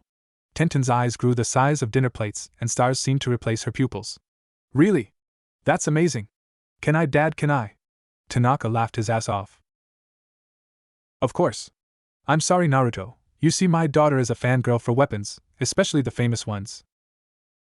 Naruto laughed as well. It's alright, it was nice meeting you too. I gotta go to team placement now, but how about I come by this afternoon, Tenten, and I'll you show my collection? Tenten nodded up and down repeatedly. I can't wait. See you then. Naruto left the weapons shop and Flash stepped his way to the academy. He took an empty seat and waited for the placements to begin. Later. Okay, Team 1 will be okay, Team 7 Sasuke Yukiya, Sakura Haruno, haha, take that, I know, pig. And Naruto Uzumaki. Your Jonin instructor will be Kakashi Hatake. Naruto waited with the rest of his team in silence. Knowing his niece-san, this was gonna take a while, so he just closed his eyes and meditated. 2 hours later, the door slid open. You're late, Kakashi-sensei. Sakura screamed. My first impression of you guys? I hate you. Well, except you, Ototo. Meet me on the roof. Naruto stood up and in a burst of blue flames disappeared. He reappeared in front of his niece-san on the roof. Kakashi continued reading his little orange book, and Naruto pulled out a long, thin pipe filled with tobacco. Since when do you smoke, Ototo? Kakashi asked, looking at Naruto with a raised eyebrow. Since I found out I was gonna be teamed up with Duck-ass Labruder and Howler-chan. Naruto deadpanned while lighting his pipe. Kakashi just smiled. A few minutes passed in silence with Kakashi reading his smut, and Naruto blowing smoke rings. Finally, Sasuke and Sakura made it to the roof. Kakashi closed his book as the two took their seats next to their teammate. Okay, let's begin. I want you to introduce yourselves, tell me your likes, dislikes, and dreams for the future. Kakashi-sensei, could you go first to show us how it's done? Sakura asked. Sure, my name is Kakashi Hatake. I like a lot of things, I don't feel like telling you my dislikes, and dreams for the future? Never really thought about it. We only learned his name, thought Sasuke and Sakura. Okay, you pinky go. Sakura bristled at the nickname but continued anyway. My name is Sakura Haruno, I like, looks at Sasuke and giggles, I hate, I know, pig. My dream for the future is, looks at Sasuke, giggles, and squeals. Great, a fangirl, thought Kakashi with a sweat drop. Okay, Whiskers, you're up. My name is Naruto. I like ramen, kenjutsu, fuinjutsu, Kakashi-ni, and training. I dislike arrogance, people who judge others, and rapists. Kakashi flinches. My dream for the future is to become the best Hokage, and protect all of those who are precious to me. Kakashi smiles. You will, Naruto, I know it. Okay, Broody, you're up. Sasuke gave him a dirty look. I have many dislikes, and even fewer likes. I don't have any dreams, but I have an ambition. I will kill a certain man, and then rebuild my clan. Great, an Avenger and a fangirl. Deadpan Naruto and Kakashi. Sasuke's so cool, thought Sakura. Okay, meet me at the third training ground tomorrow at 5 a.m. Oh, and don't eat breakfast, you'll just puke it up, Kakashi said with an eye smile before leaving in a shenshin. Don't listen to him. If you don't eat breakfast, you'll have no energy, and you won't perform well, said Naruto to his teammates. Why would we listen to you, Naruto baka? Screeched Sakura. She was still pissed that Naruto made Sasuke look bad. Don't if you don't want to, just trying to help. Naruto walked to the edge of the roof and stepped right off. Sakura and Sasuke ran to the edge and looked over. Naruto was falling straight down headfirst, before his body rose up and he took off flying into the air. That was so cool. No, it wasn't. Naruto baka isn't nearly as cool as my Sasuke-yuen. Meanwhile, Sasuke was thinking. How did you get so much power, dope? Later. Naruto had picked Tenten up as promised, and after Tenten had thoroughly inspected each and every single weapon in Naruto's armory, had challenged the blonde to a kenjutsu spar. The blonde agreed, and now they were facing each other in the center of the sparring ring. Tenten readied her sword, a Chinese jian with a red tassel. I may not be a master, but I think you will find my kenjutsu to be adequate, Tenten said with a smirk and a challenging look in her eyes. Naruto flashed a grin. I really hope so, Tenten-san, or else this won't be much fun. Tenten merely chuckled in response. Naruto created a sealless shadow clone that stood between the two combatants. Are you two ready? The clone asked. The two sword-wielding shinobi nodded, and the clone nodded back.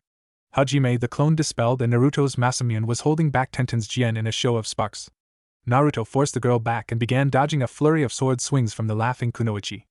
Naruto just shook his head and sidestepped and twirled behind her. He hit her in the back with the blunt side of his sword. Patience, Tenten. You must not rush and so hastily. Tenten in reply spun around with her sword in mid-swing. Naruto languidly parried. You must show more restraint, Tenten. Tenten grew determined and angry. She focused on her sword as it slashed about, only to be blocked and parried by Naruto. Naruto, having had enough of this, went on the offensive. His sword blurred and Tenten struggled to block all of his strikes.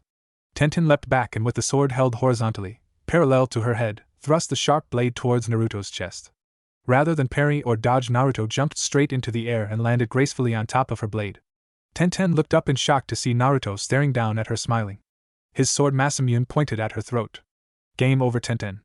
Naruto hopped of the sword, which Tenten let fall to the ground. The girl collapsed onto her knees, panting, trying to regain her breath. I'm a failure. I'm never going to be a true weapons mistress, the girl said with obvious sadness in her voice. Naruto looked down at her and rested his hand upon her shoulder. Of course you will, Tenten. You just need some good training. The girl looked into Naruto's eyes, and then, before the boy knew what was happening, she was wrapped around his legs. Please train me, Naruto-sama. Naruto's eyebrows disappeared into his hairline. What? Was his intelligent reply. The girl detached herself from his legs and took a submissive position on the grass, her forehead touching the ground. Please, Naruto-sama, you are a true master. I humbly ask that you take me on as your student in the art of kenjutsu. Please teach me, Naruto-sama. Naruto looked at the girl for a few moments, thinking hard on the subject. Then he remembered 6 years ago, when he asked his ancestors to train him. He knew had they said no, he would never be the warrior he was today. He thought back to the girls at the academy. All but Hinata were pathetic fangirls. Here was a dedicated kunoichi, who, if ever in a kenjutsu fight with a true master, would surely die. Not to mention, this would help in the future for his dream to be Hokage, and the girl would eventually spread his knowledge to any future students she may have. She could help him spread the teachings and revive the name Uzumaki. Yes, he would teach her. Naruto smiled and answered. How could I say no to such an enthusiastic and dedicated kunoichi? Stand up, Tenten. We will go see the Hokage together. If he and your sensei agree, then I will become your sensei. The girl glomped him, yelling out a string of thanks us. But you must promise that you will work hard and follow all of my teachings. Also, any of my clan styles and secrets must not be shared with anyone without my permission. Is that clear, Tenten-san? Tenten grew serious and determined. Of course, Naruto-sensei. Naruto beamed. I could get used to this sensei thing. The two set off towards the Hokage Tower. Hokage Tower? Hiruzen Sarutobi, the Sandaime Hokage and proclaimed god of shinobi, was currently growling and staring at his longtime nemesis paperwork. Why the hell did I take this job again? He asked to no one in particular. The umbu hidden in the room snickered at the old man's antics. He was give reprieve, however, when there was a knock at his door. Enter, he announced as the doors swung open to reveal Naruto, who strode into the office with Tenten in tow. The Sandaime raised a questioning eyebrow. What can I do for you, Naruto-kun? Naruto smiled at his surrogate grandfather. Hokage-sama, I formally request to train Tenten here in the art of Kenjutsu. The Sandaime looked at him a little surprised. Naruto, that's great, but with your current rank I'm not sure that's allowed. You could become her sensei and teach her in your off time, but you must be at least special jonin to take formal shinobi students. Naruto nodded, but then with a playful smile walked toward the Hokage. He bent down and whispered something into the old man's ear.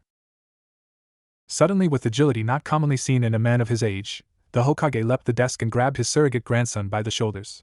He shook him harshly, making Naruto look like a bobblehead doll. Tell me, damn you! Tell me the secret!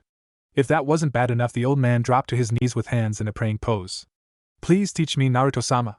The umbu burst out laughing and Naruto popped a vein in his forehead. Get a hold of yourself, Jiji! Naruto yelled. This seemed to do the trick as Hiruzen stood up, dusted of his robes and sat back in his seat. He coughed once before righting himself. Umbu, get me my guy. A few minutes after the umbu left, Guy entered the room. You wanted to see me, Hokage-sama? Guy adopted a questioning look as he saw Tenten and Naruto standing in the room. Guy-san, Naruto here has something he would like to ask you.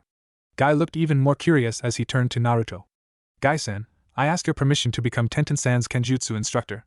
She is a dedicated kunoichi, as you are aware, and with my extra training in conjunction with yours, I think she will become one of the best. Guy looked upon the two and then started crying big anime tears. He wrapped the two genin in a bone-crushing bear hug. YOSH. This is what youth is all about. How can I say no to my young student wishing to train even harder? Guy let the two free, much to their relief, before continuing. Naruto-kun, you have my permission.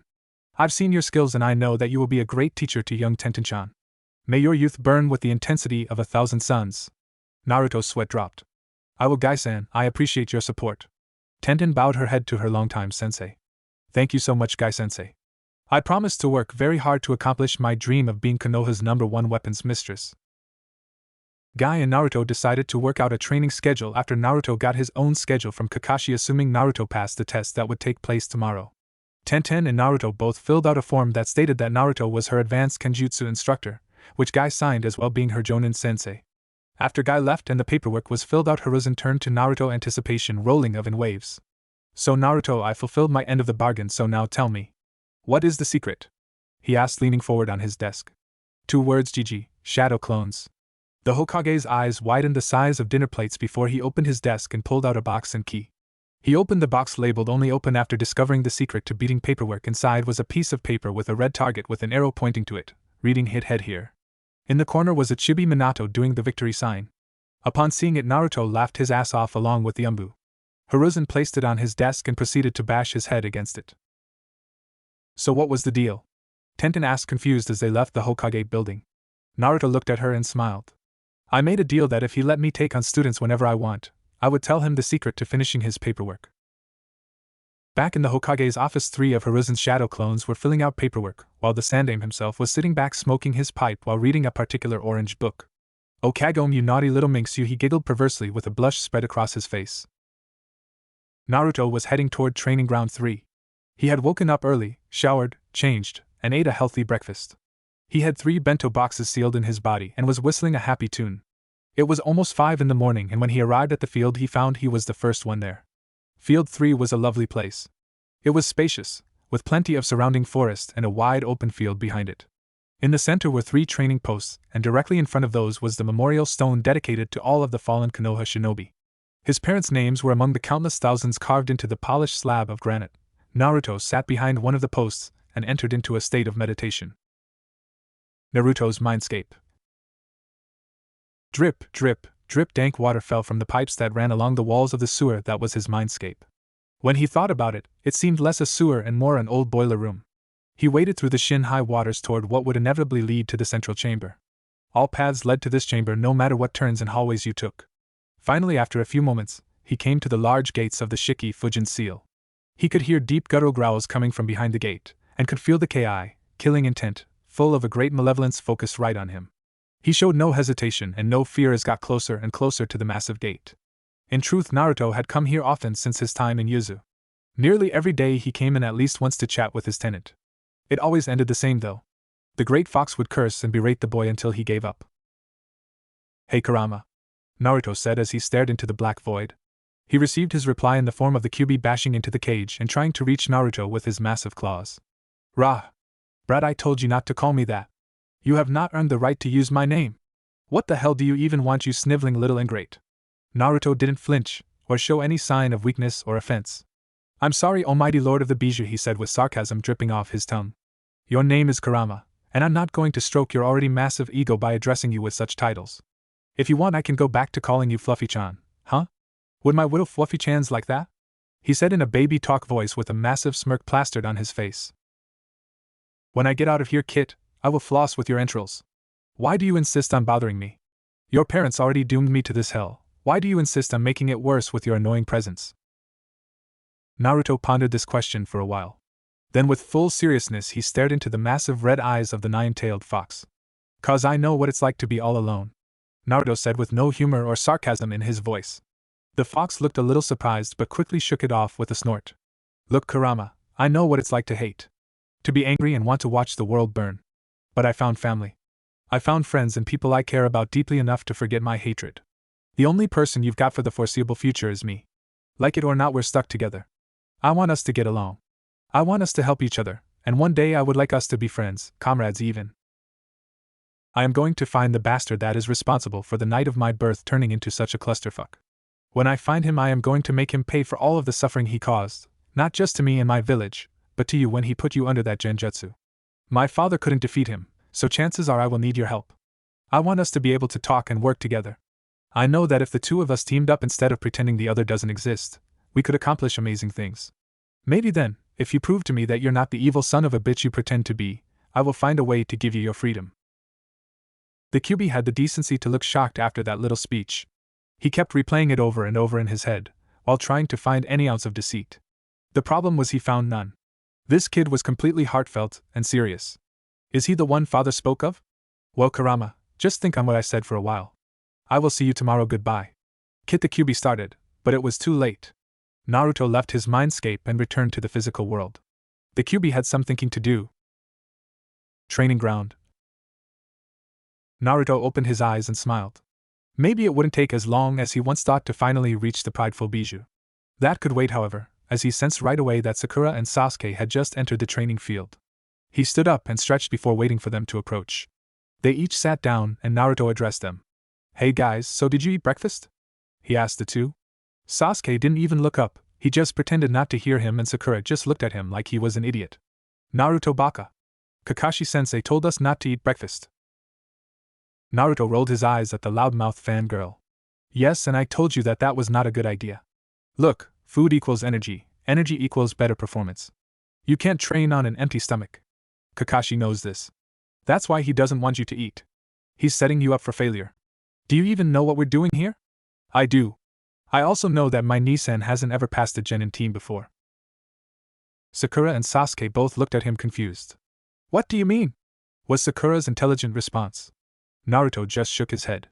"Never mind, Nissan will explain when he gets here. Look, listen to me or don't, it's you two who are going to feel like shit when this goes down. Here." Naruto unsealed two of the bentos filled with breakfast. He handed one to Sakura and one to Sasuke, before walking toward the memorial stone to find his parents' names. Sasuke examined the food before his stomach growled, as did Sakura's. Sakura blushed and Sasuke just shrugged before digging in, followed by Sakura, who loved to copy him. About 20 minutes later, Naruto walked back into the center of the field.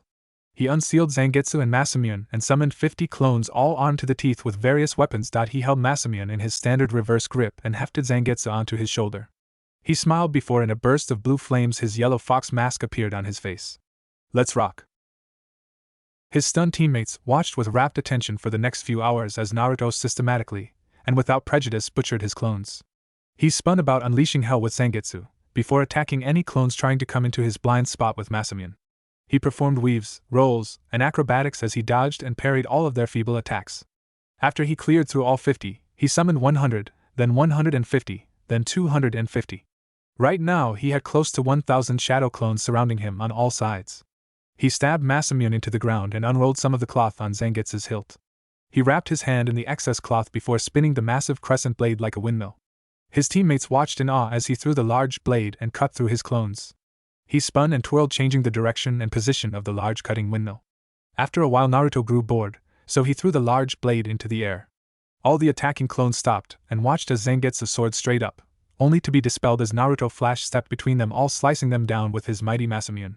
After all the clones were gone, he caught the falling Zangetsu and sealed both swords away in a flash of blue flames. He turned towards the forest and pulled his fox mask to the side of his head. "How was that, Nisan?" he asked with a smile. Sasuke and Sakura, still flabbergasted by the incredible show of skill, turned their attention to where Naruto was talking and watched as Kakashi stepped out of the forest clapping. "Very good, Orotu. I think you set a new record for yourself," he said with an eye smile. A few minutes later, Kakashi stood in front of the three-seated genin. "Now for this test you must each get one of these bells from me." "But Kakashi-sensei, there are 3 of us and only 2 bells," said Sakura with confusion. Kakashi smiled. "I'm glad you noticed, Sakura. Whoever doesn't get a bell will be sent back to the academy." Sasuke and Sakura grew wide-eyed and started to complain. "But Kakashi-sensei, that isn't fair." Kakashi nodded. "No, it isn't, but the fact is this is your final test. You are not yet genin." He was lying a little bit, because regardless of the outcome, Naruto would still be a genin. He just wouldn't be on a genin cell with Kakashi as his sensei. Your graduation from the academy was only to show us who has the potential to be a ninja. Out of all who graduated from the academy, only 9 shinobi will be selected. That means you have a 33% chance of passing and becoming a fully fledged shinobi. Now you have 2 hours on the clock over there to get these bells from me. Whoever doesn't get a bell will be tied to a post, while the others eat lunch in front of them. He pointed to the 2 lunch boxes next to the clock near the memorial stone. He didn't hear their stomachs growl, so he raised his eyebrow. "Did you 3 eat breakfast?" Naruto smiled and his 2 teammates looked at Naruto. "Yeah, Naruto brought breakfast for us. He said that you were setting us up for failure by making us hungry and tired." Kakashi stared hard at Naruto, who just scratched the back of his head and giggled. Kakashi just sighed. Well, he was right. "Thanks a lot, Naruto. Okay, on the count of 3 you will begin. Oh, and remember, come at me with the intent to kill or you'll never get a bell," Kakashi said with his eyes smile. 1, 2, 3. And they were gone. Sasuke was in a tree watching as the Jonin read his smut. Sakura was hiding in a shrub. Naruto was just gone. Suddenly Sakura felt warm metal wrap around her mouth and body and pull her backwards into the forest. She tried to scream and squirm free, but it was of no use. The same thing happened to Sasuke, and they soon found themselves in front of Naruto, who had chains coming out of his back, the same chains that were currently binding the fist of Genin. I know what you're thinking. What the hell is this idiot doing? Well, I'm saving your asses from being sent back to the academy. The 2 tied-up ninja raised their eyebrows. Yes, you see, as ninja we have to learn to look underneath the underneath. We have to learn how to spot deception, and learn how to accurately deceive others. This whole test is a deception. The true goal is to teach us teamwork. Kakashi is trying to pit us against each other by saying that whoever doesn't get a bell will be sent to the academy. In truth, even if we get a bell, it doesn't matter if we stab each other in the back in the process. Think about it, have you ever heard of a 2-cell genin team? Not, it's 3 genin, and a jonin sensei. Again the 2 bound ninja widened their eyes. See, you know that I'm right. So here is what's going to happen. I'm going to remove my chains, and you are going to be calm. Then the 3 of us as a team are going to come up with a plan to get the bells. Having said that, Naruto lowered the 2 no longer struggling ninja to the ground and withdrew his chakra chains. After some cursing and complaining, Team 7 came up with a plan to get the bells from their porn reading sensei. Kakashi was walking around the center of the training ground reading his book. In reality, though, he was confused. Their chakra signatures disappeared a moment ago. I wonder what those 3 are planning. Naruto must be behind this. No sooner had he finished his thought when his danger senses went haywire. He rolled to the side and stashed his book. 3 kunai embedded into the ground where he had just been standing. Kunai, really? He looked at Sakura, who had thrown the knives. He regretted turning away from the kunai, however, when his danger senses told him turn back around. Once he did, he was forced to block an axe kick delivered by Sasuke, and duck a roundhouse kick thrown by Naruto. You hinged yourselves into kunai which Sakura threw, very creative. He said with a nice smile, but then looked shocked as the Naruto in front of him dispelled to reveal Sakura using a hinge. He turned back around to block Naruto, engaging him with the cornered fox style. Not to be outdone, Sasuke soon joined Naruto in fighting back Kakashi, who started having a difficult time. He leapt out of the way when Sakura threw some shuriken his way. He rolled to the side and instantly regretted it when he soon felt that there were 10,000 pounds on his back, forcing him to collapse face first into the ground. With great difficulty he picked his head up and saw that he was lying in the center of a complex ceiling array. What the hell? The Naruto that he had been fighting dispelled to reveal it had been a shadow clone, and Naruto walked out of the forest. It's my strongest gravity seal, Nissan. I drew it while you were distracted by my teammates and my clone. Naruto sent a chain out that collected the two bells. He threw one to Sakura, and the other to Sasuke. The smiling Naruto and Sakura, and the smirking Sasuke then told Kakashi of Naruto explaining the true purpose of the test, then coming up with their plan. Kakashi smiled with obvious pride in his new students. Naruto deactivated the seal and Kakashi dusted himself off. After passing the 3 genin, Kakashi gave them each a list of dates and times to meet for team building exercises and meetings, and told them he would meet them at the Shinobi Mission offices in the morning to receive their first D-rank mission. Before leaving them, he left them with some final words. While those who break the rules of the ninja world are trash, those who abandon their comrades are worse than trash. Hokage office. After leaving the training ground, Naruto went to see his Gigi to ask a favor. He was standing in front of the smiling Hokage, who after using shadow clones to complete his paperwork felt like he was 20 years younger. So what can I do for you, Naruto-kun? Hiruzen asked with obvious gratitude to his surrogate grandson. Well, Gigi, I was wondering if you could give me a permission card to train in the Forest of Death. You see, it's the only training ground I can think of that will give me some privacy to work on some of my larger-scale destructive jutsus. Right now I'm working on something big.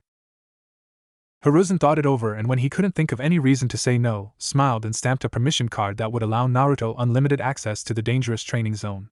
He had just handed it to Naruto when suddenly the doors were kicked open and a little boy wearing a skull cap and a really long blue scarf appeared in the office. Old man, I have come to finally take that hat. The kid stepped forward with a kunai in hand and fell on his face. Naruto just sweat dropped. What the hell? Konomaru stood up and rubbed his head. He looked up at the confused Naruto. Hey! You tripped me! He yelled while pointing an accusing finger. A tick mark appeared on Naruto's head as he looked back at the boy. You tripped on your own scarf, brat. Naruto deadpanned. You call me a brat now, but you wouldn't if you knew the Hokage was my grandfather, said Konomaru with his arms crossed and his head turned away. He believed Naruto was just like everyone else. No one besides his grandfather and Uncle Asuma called him Konomaru. No, everyone called him honorable grandson. He believed that Naruto would be just like everyone else, but that theory went out the window when Naruto replied. I don't care if he's your grandmother, you little brat. Hiruzen sighed. I'm sorry about Konomaru, Naruto. He got it in his head that if he defeats me he will become the Hokage. Naruto smiled. Don't worry about it, Gigi. Anyway, thanks for the pass. Naruto left the Hokage's office just as Ebisu was entering to stop Konomaru from trying to assassinate the Hokage. Gigi? Who was that guy anyway? Konomaru asked his grandfather. Hiruzen chuckled. That Konomaru is the Leaf Village's hero. That was Naruto Uzumaki Namikaze. Konomaru's eyes grew wide. Hiruzen had spoken many times about Naruto. It was no secret to anyone in the village that Naruto was their Jinchuriki, and just what he had been through and why. It was as commonly known now as his parentage. That was Naruto. Naruto was walking down the street. He was thinking about his life to this point. What he had accomplished, and all of the things he had yet to accomplish. He had so much on his plate it seemed. He had to meet up with Tenten later to discuss her training. He had his own team and training to consider. He had to start using his great-grandfather Rin's sword Kurikara, as he had yet to really cut loose with it. He had to build his own forge, and eventually he wanted to forge his own blade as well. He already had some awesome and legendary swords, but he wanted to create a few of his own. Swords that he could make legendary. He had to meet Erosenin later tonight. The old perv wanted to discuss something important with him. He just had so much going on. He had to go to the Forest of Death at some point now that he had permission so he could work on his secret jutsu training. Not to mention trying to rebuild his clan, defeating hatred in the world, and in the QB. And let's not forget finding that bastard in the orange mask. So much to do, so little time. So lost in his thoughts was he, that at first he didn't notice the tail that had been following him since he left the Hokage's office. Eventually, when he snapped out of his nagging thoughts long enough, he took notice.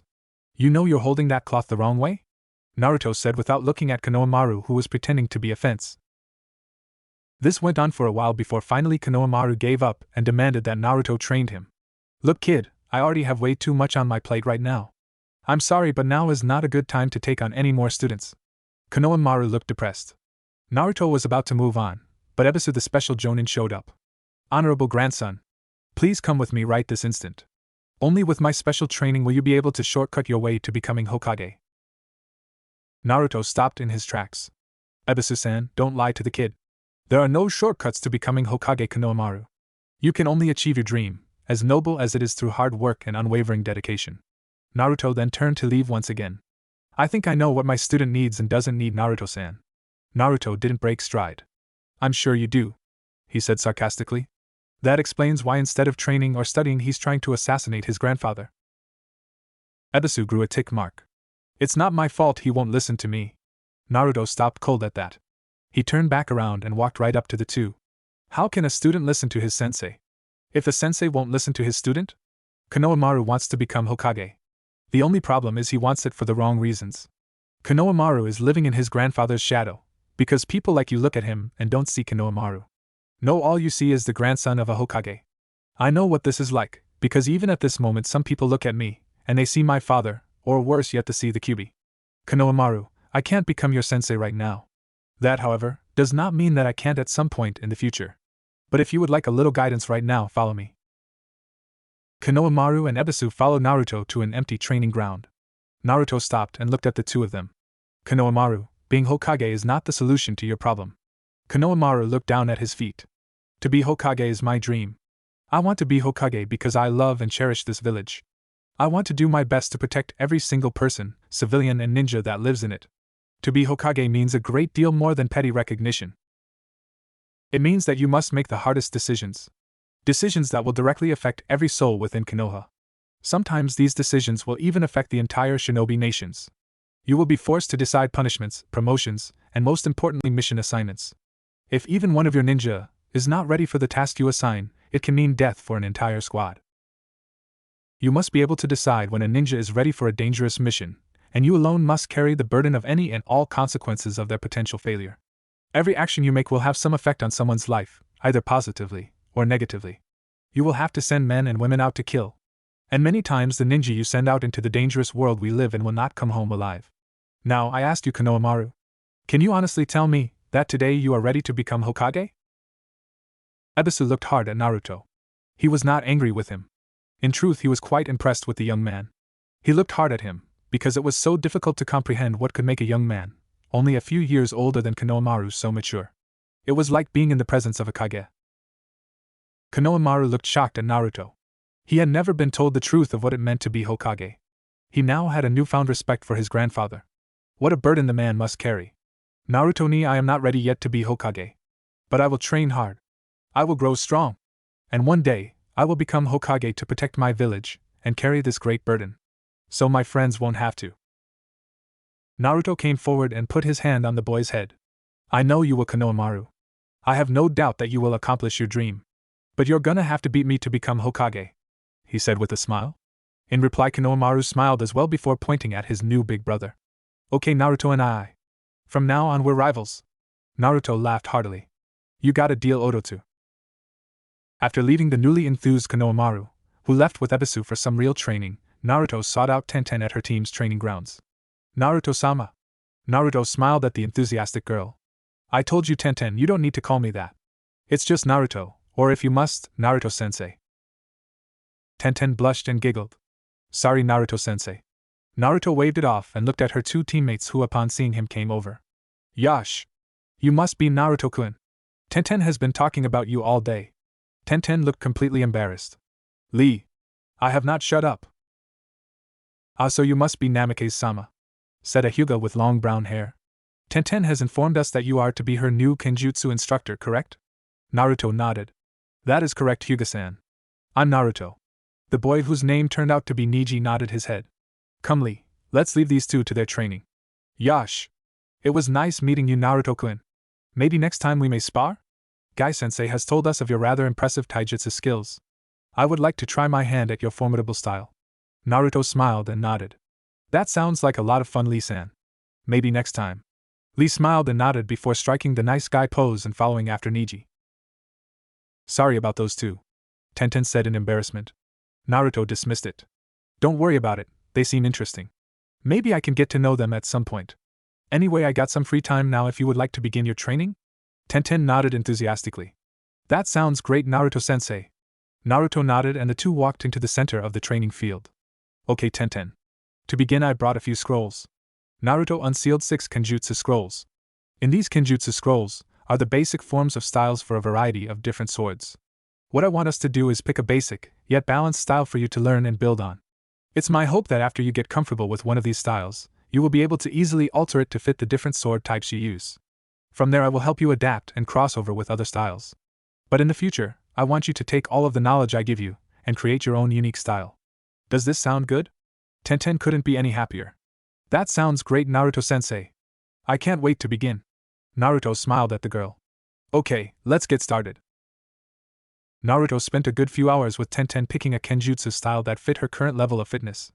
She was lithe and acrobatic, so they decided on a style called Dance of the Water Dragon. It was a style that focused on fluid movements and a mix of aerial flips and spins when the more advanced movements came into play. It was great for wearing down and intimidating enemies. Tenten again chose a Jien for her weapon, and this style would fit great with the durable sword. In the future, with enough training, she could use this style with dual swords if she wanted to. Later, Naruto had just returned home. He walked into his house and was about to go to bed when he noticed Jiraiya sitting on his couch, looking at pictures of his parents. Hey Ero-sennin. I forgot all about meeting you today. What's up? Jiraiya seemed to snap out of his recollections and focused on the boy. Don't worry about it, Naruto. Look, I was wondering if you could do me a favor. Jiraiya spent the next hour telling Naruto about his former teammate Orochimaru. He then told him about the snake's student Anko Mitarashi. He delved into the cursed seal of heaven, and that's what he had wanted to ask Naruto about. So you see, Naruto, I'm a master of Fuinjutsu, but you are the student of the three who practically invented the art. Not to mention the fact that you have Kushina and Mito's memories, and they were no slouches themselves. I was wondering if you could investigate into the cursed seal for me. Naruto then took a package of notes and pictures of the seal. That explains a lot. I know Anko, she was at my spar with Kakashi-ni. I thought I sensed a dark chakra on her that was not her own. Don't worry about it, Jiraiya, I'll look into it. That bastard Orochimaru may be good, but he isn't an Uzumaki. Jiraiya smiled at his godson, and after some much more pleasant conversation, bid him good night.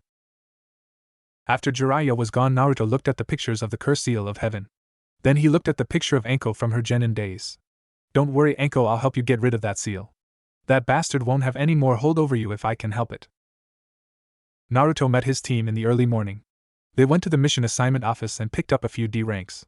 They spent the entire morning and a few of the afternoon hours weeding gardens, painting fences, walking dogs, and doing people's shopping. After they were done, Team 7 agreed to meet up tomorrow to do some more.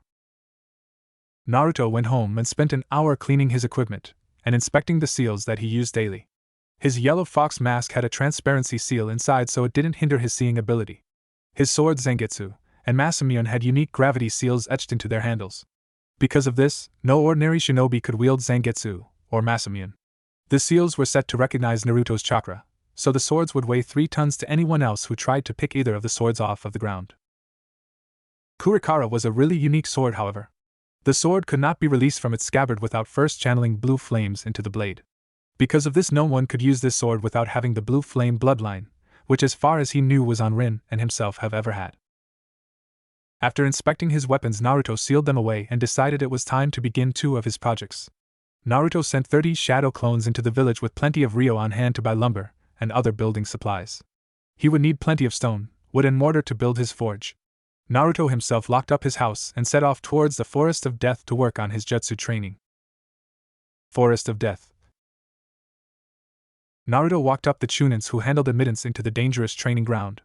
With a smile and a wave, he handed over his pass, and after some surprised looks from the guards, he received his pass back and ventured into the forest. Naruto ran 6 or 7 miles into the forest before coming to a small glade. Any of the larger than normal animals he encountered he scared off with a potent blast of Ki. Naruto sealed away his cloak and his vest before he set to work. He stood shirtless in the clearing and attempted to clear his mind. Gravity seals, Ki. Resistance seals, Ki. Chakra restriction seals, Ki. The ground he was standing on collapsed into rubble as his blue chakra shrouded his body and rolled off in waves after the sudden release of his built-up chakra. Birds took flight in fear, followed by any would-be predators. Bits of rock and earth floated waist-high off of the ground, and the wind kicked up high in a spinning maelstrom. Naruto took a deep breath and willed his incredible chakra to calm down before forming a Rasengan in his left hand. He slowly started pouring wind chakra into the powerful ball of energy. The Rasengan started to change at first before it destabilized and imploded, sending Naruto into a tree. Ugh, hi shit, that hurt. Naruto stood up and tried again. But no matter how hard he tried, he always got the same results. He could have spammed shadow clones into the clearing to help, but he felt that would dishonor his father, who had tried for years unsuccessfully to add his element to the incomplete jutsu. No, Naruto would do this the hard way. Midway through his failed experiments, Naruto decided to take a break from the Rasengan experiment. He summoned 75 clones and gave each their marching orders. 25 would work on his chakra control, 25 would work on his kenjutsu, and 25 would work on learning his father's taijutsu style, the hummingbird style. He loved his cornered fox style, but he wanted to broaden his abilities. He had come across his father's taijutsu style from his library after he first moved into his house, and after training a little bit in its katas, it seemed to resonate with him. While his clones were busy with their own devices, Naruto decided to try some awareness exercises. He summoned up a small army of shadow clones and gave them orders to throw kunai, shuriken, and to attack him with different weapons and swords. He tied a blindfold around his eyes and with a foxy smile and a come-on motion with his hand he breathed out, "Let's dance." His clones smirked back at their insane, blindfolded creator and charged. Meanwhile nearby, Enko Mitarashi was bored. Scratch that, she was super bored. So far today she had broken 3 prisoners into spilling all of their secrets, ate a shitload of dango, pissed off the general civilian population, and to top it off, scared the shit out of 2 Chunin-level shinobi who had made the mistake of trying to come on to her. All in all, it was a good day. But right about now she was bored silly lounging around in her personal playground. Currently she was sitting in a tree chewing on her last dango stick when something strange happened. A twister of bright blue chakra exploded skyward about 2 miles from her location. She whistled to herself at the sight of the raging sapphire hurricane and smiled to herself. Now who the hell could that be? Not many people trained in the forest of death, and even fewer ever ventured as far as she did. There were too many unknown dangers lurking in the dark. Well, there goes my boredom, she thought with a smirk. Naruto. After some time of doing this dangerous form of training, Naruto picked up on the presence of someone hiding in the trees. Naruto dispelled his clones and turned his blindfolded head towards the person's direction. "Can I help you?" he asked. Enko Mitarashi licked her lips and leapt down from her perch. She had been watching the blonde shinobi for the past 45 minutes or so, and she had to admit she was impressed. She rushed to the clearing to investigate, and what did she find? She found Naruto, shirtless and working on his Rasengan. She had sat down in a tree branch to watch him, and she had to admit she liked what she saw. The kid was freakin' ripped. She sat there almost drooling over his 6-pack abs and sinewy arms. She was going to go out and introduce herself when it appeared he was finished with whatever it was he was working on. Then, he summoned his shadow clones and began all sorts of different training. She sat back down when he tied a blindfold around his eyes, and his clones started throwing pointy things at him. "This kid has some serious balls, but it looks like I'm busted." Enko smirked and walked towards Naruto. Naruto recognized her chakra, specifically the dark, evil chakra that came from her cursed seal. He removed his blindfold and smiled at the beautiful Kunoichi. She's pretty fucking sexy. They both thought at the same time. "Ah, you must be Enko Mitarashi," Naruto said with an extended hand and a smile. "I've heard a bit about you. Rumor has it you are one tough Kunoichi." Enko shook the boy's hand and beamed. "Yup. Toughest bitch you're likely to meet around Konoha. And you're Naruto Uzumaki. From what I've seen already, your nose slouch either." Naruto rubbed the back of his head sheepishly and laughed. "I'm not all that special, Enko-san." In a dull roar of blue flames, Naruto was redressed in his shinobi attire. Naruto continued to rub the back of head in slight nervousness. "So, would you like to spar a little, Enko?" Enko smiled, a little disappointment at the return of his clothes, but she wouldn't say that out loud. "That sounds fun, Gaki." Later, Naruto and Enko spent a few hours sparring and chasing each other through the forest of death. After they were finished, and both laughing and panting, Naruto asked the beautiful snake Kunoichi if she would like to go and get something to eat. "Are you asking me on a date, Foxy-kun?" Enko teased with a seductive smirk. Naruto blushed and stammered. No, I was just wondering if you wanted to." We could." Enko laughed at the flustered genin. Sure Gaki, why not? I am kind of hungry. So the two left the forest and headed out to Anko's favorite dango restaurant.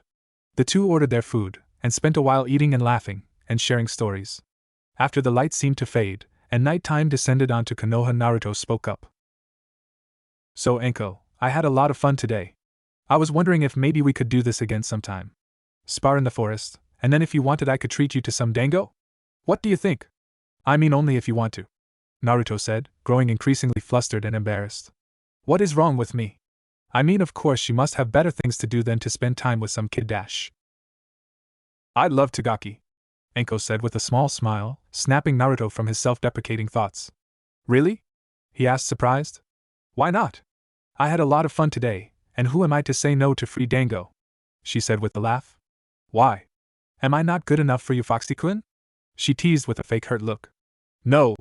That's not it at all, I was just good. It's settled then, Anko said with a smile. Kami, he's so easy to embarrass. I'm gonna have a lot of fun with this kid. Naruto and Anko soon parted ways and Naruto headed back to his estate.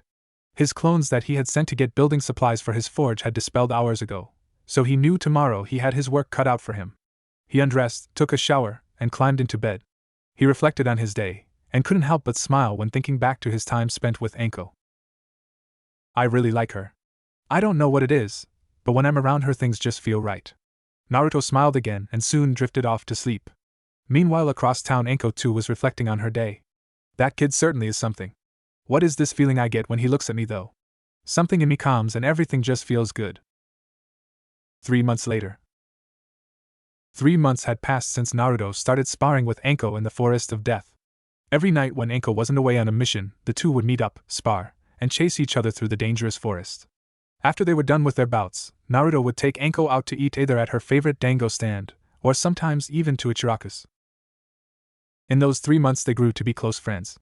Naruto would work into the late hours of the night researching the curse seal, and he had begun to make some serious progress. He didn't think it would take too much longer to find a way to remove it from the beautiful Kunoichi shoulder. In those 3 months Naruto never brought up her past with Orochimaru, nor did he bring up the fact that he had taken over for Jiraiya to find a way to remove the seal. He didn't want to get her hopes up until he was sure he could remove it for her. Subconsciously Naruto was beginning to develop deeper feelings for the snake charmer, and with any luck so was she. In the 3 months that had passed, Naruto had built his forge. The first sword he had created he called the Sudasodo, or the Buster Sword as he liked to call it. It was a massive Zanbato broadsword, about 6 feet long, about a foot wide with a single-edged blade. The blade was riveted in place to the guard and handle. The handle itself was a deep red with swirled designs. The sword was made of chakra metal, and had the same gravity seals as Zangetsu and Masamune.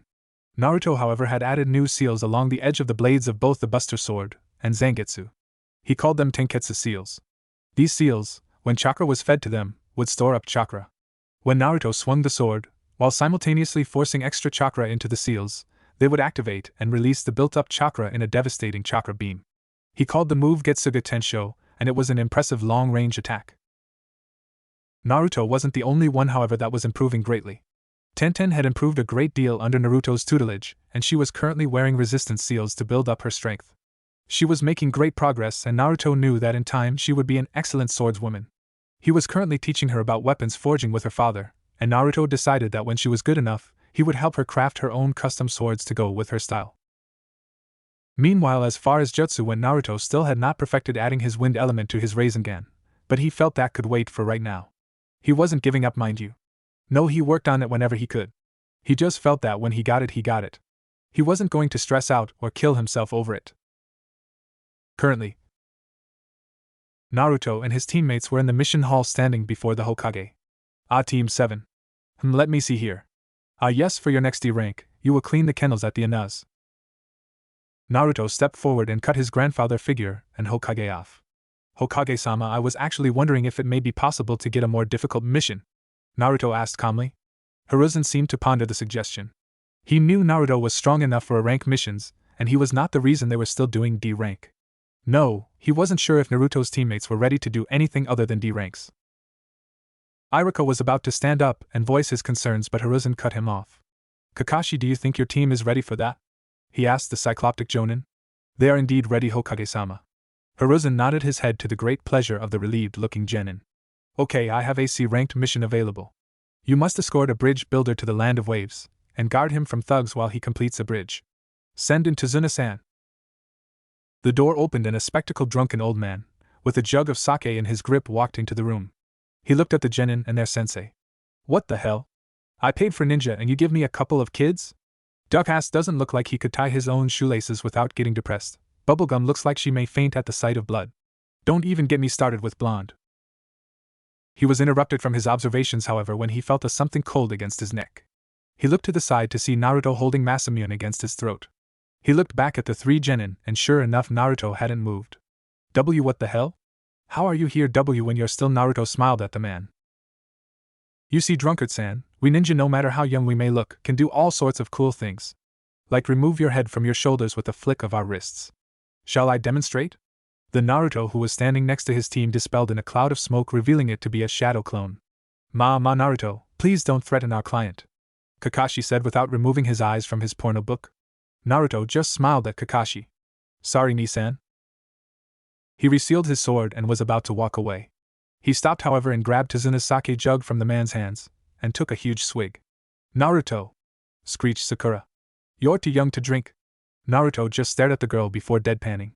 Old enough to kill, old enough to drink, gamble, and fuck. Sakura and Sasuke blushed, and the Hokage and Kakashi just sweat dropped. Okay team, meet at the gate in an hour, said Kakashi before everyone went on their way. Naruto and the rest of Team 7 were walking down a dirt road on their way to Wave Country. Naruto was in front, followed by Sakura and Sasuke, who stood on each side of Tazuna, the bridge builder. Kakashi brought up the rear, while simultaneously reading his porn. Naruto wore his now standard ninja attire, minus his sage cloak. He wore his trusty mask over his whiskered face. Both sides were framed with jaw-length blonde hair. Kakashi had commented to Jiraiya days before that the young ninja resembled Minato a great deal. Sensei, is there any ninja in Wave Country? Sakura asked from her place in the formation. No, Sakura, there is not. There are 5 large villages that make up the majority of the world's ninja population. Each of these villages' leaders, as I am sure you remember, are called the Kage. These 5 villages are Konoha, led by the Hokage, Iwa led by the Tsuchikage, Kiri led by the Mizukage, Kumo led by the Reikage, and Suna led by the Kazekage. Aside from the Big 5 as they are commonly known, are numerous other small shinobi villages with their own shinobi forces. However, only the leaders of the Big 5 are known as Kage. Wave, however, does not have its own military, but are bordered by Mist Country and Fire Country, Kakashi explained. Okay, but then why does everyone in Konoha call Naruto the grandson of the Uzukages? Naruto heard the question and decided to answer that himself. That's more of an honorary title more than anything, Sakura. But to explain that, we have to go back to the founding of Konoha.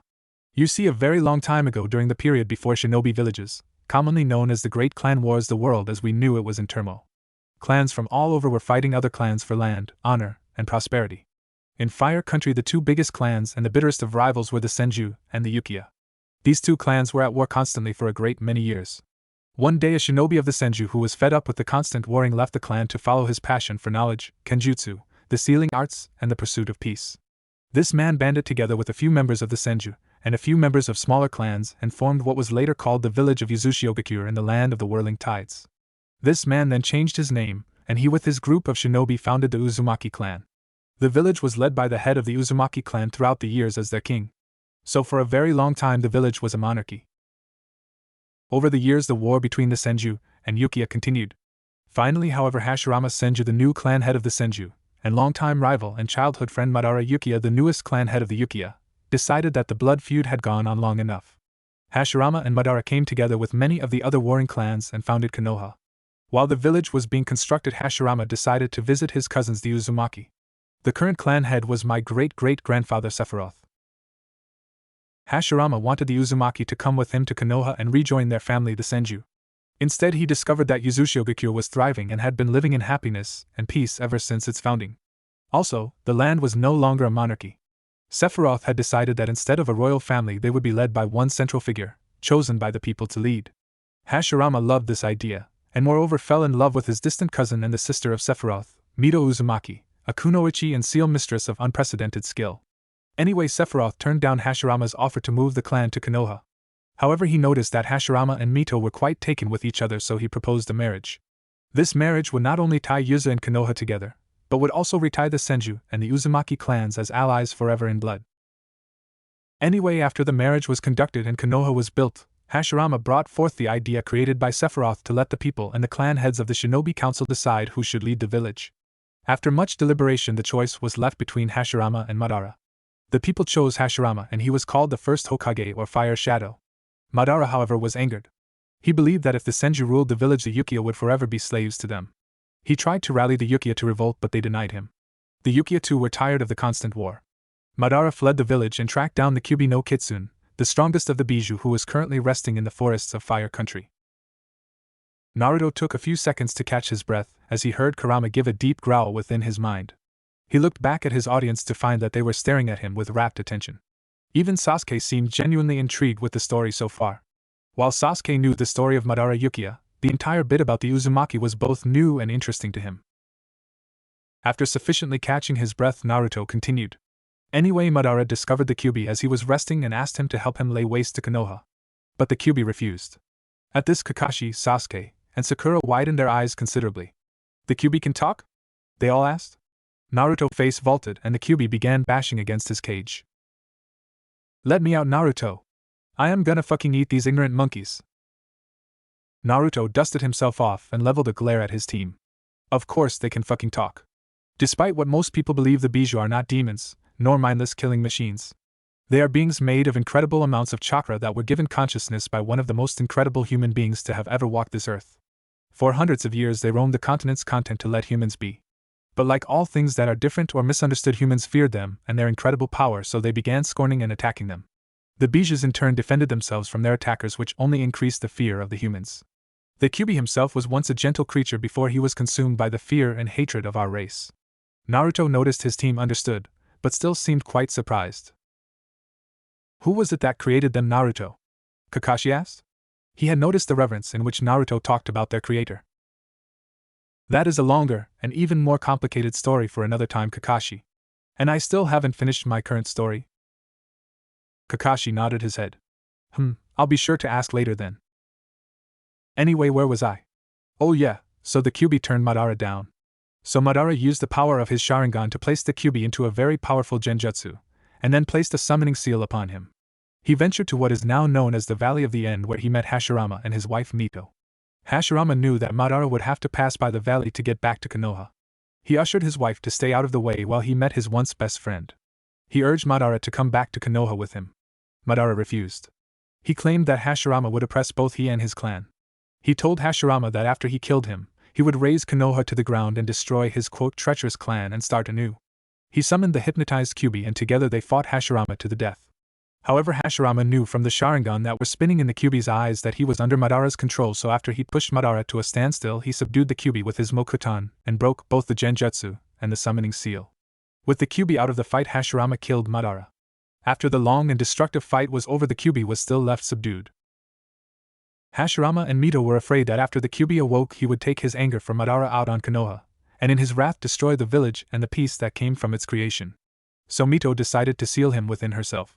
Now, what you may not know is over the years that led up to this point, many had already tried to seal the Kyuubi. However, no non-living vessel could contain his power, and any human vessel who tried before died soon after. You see, Biju chakra is incredibly potent. It is basically toxic to humans. The Kyuubi's chakra, however, is more powerful in both its abundance and its potency. Any human who tried to contain him before Mito had died either from exploded coils or melted coils. Sometimes even both. Mito had hypothesized, however, that an Uzumaki would be able to survive the sealing. This is because Uzumakis not only have an incredibly vast life force, oftentimes living to be in their hundreds, but they also had an incredibly advanced chakra network, meaning larger coils and larger reserves, and they also have an incredible gift for adaptability. Anyway, Mito successfully sealed the Kyuubi within herself. However, the two did not have the greatest relationship. Naruto muttered at the end. Goddamn right we didn't. The infuriating old bitch. Naruto's eye twitched at the comment, but he let any retort go with a deep sigh.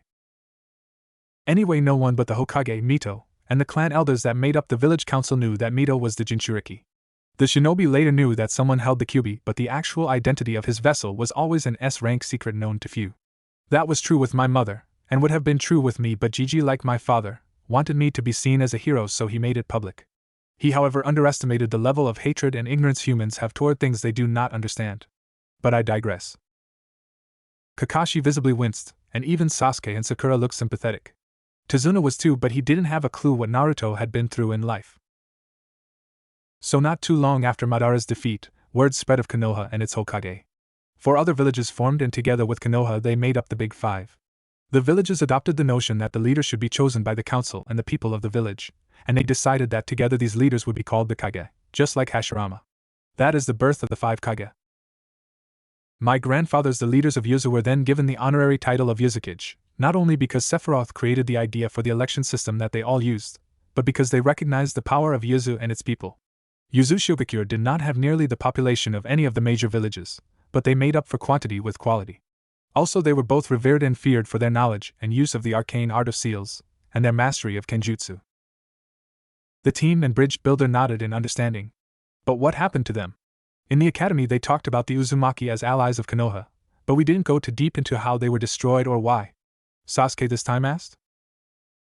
Naruto nodded, all the while frowning, visibly saddened at the choice of topic. Uzushio was a deciding factor in Konoha's survival and subsequent victory during the First Shinobi World War. Their use of seals both in and out of combat scared the hell out of their enemies, and Yuzu itself was virtually impregnable. Mito used her knowledge of seals to build many of Konoha's defenses, which made laying a successful siege to Konoha almost impossible. In fact, many of the defenses that are still in place today in Konoha were built either by Mito or based on Uzumaki seals and barrier jutsus. This fear of the Uzumaki skills, not to mention their growing prosperity and population, made many of their enemies understandably nervous. Okay, I get that, so what happened? Tazuna asked. Sai, the village was attacked. But I thought you said the village was impregnable? Sakura asked. It would have been, however, years before the start of the Second Shinobi War. IWA embedded sleeper cell agents in both Konoha and Yuzu. That Tsuchikage knew that both Konoha and Yuzu's defenses needed to fall before attacks on the villages could be successful.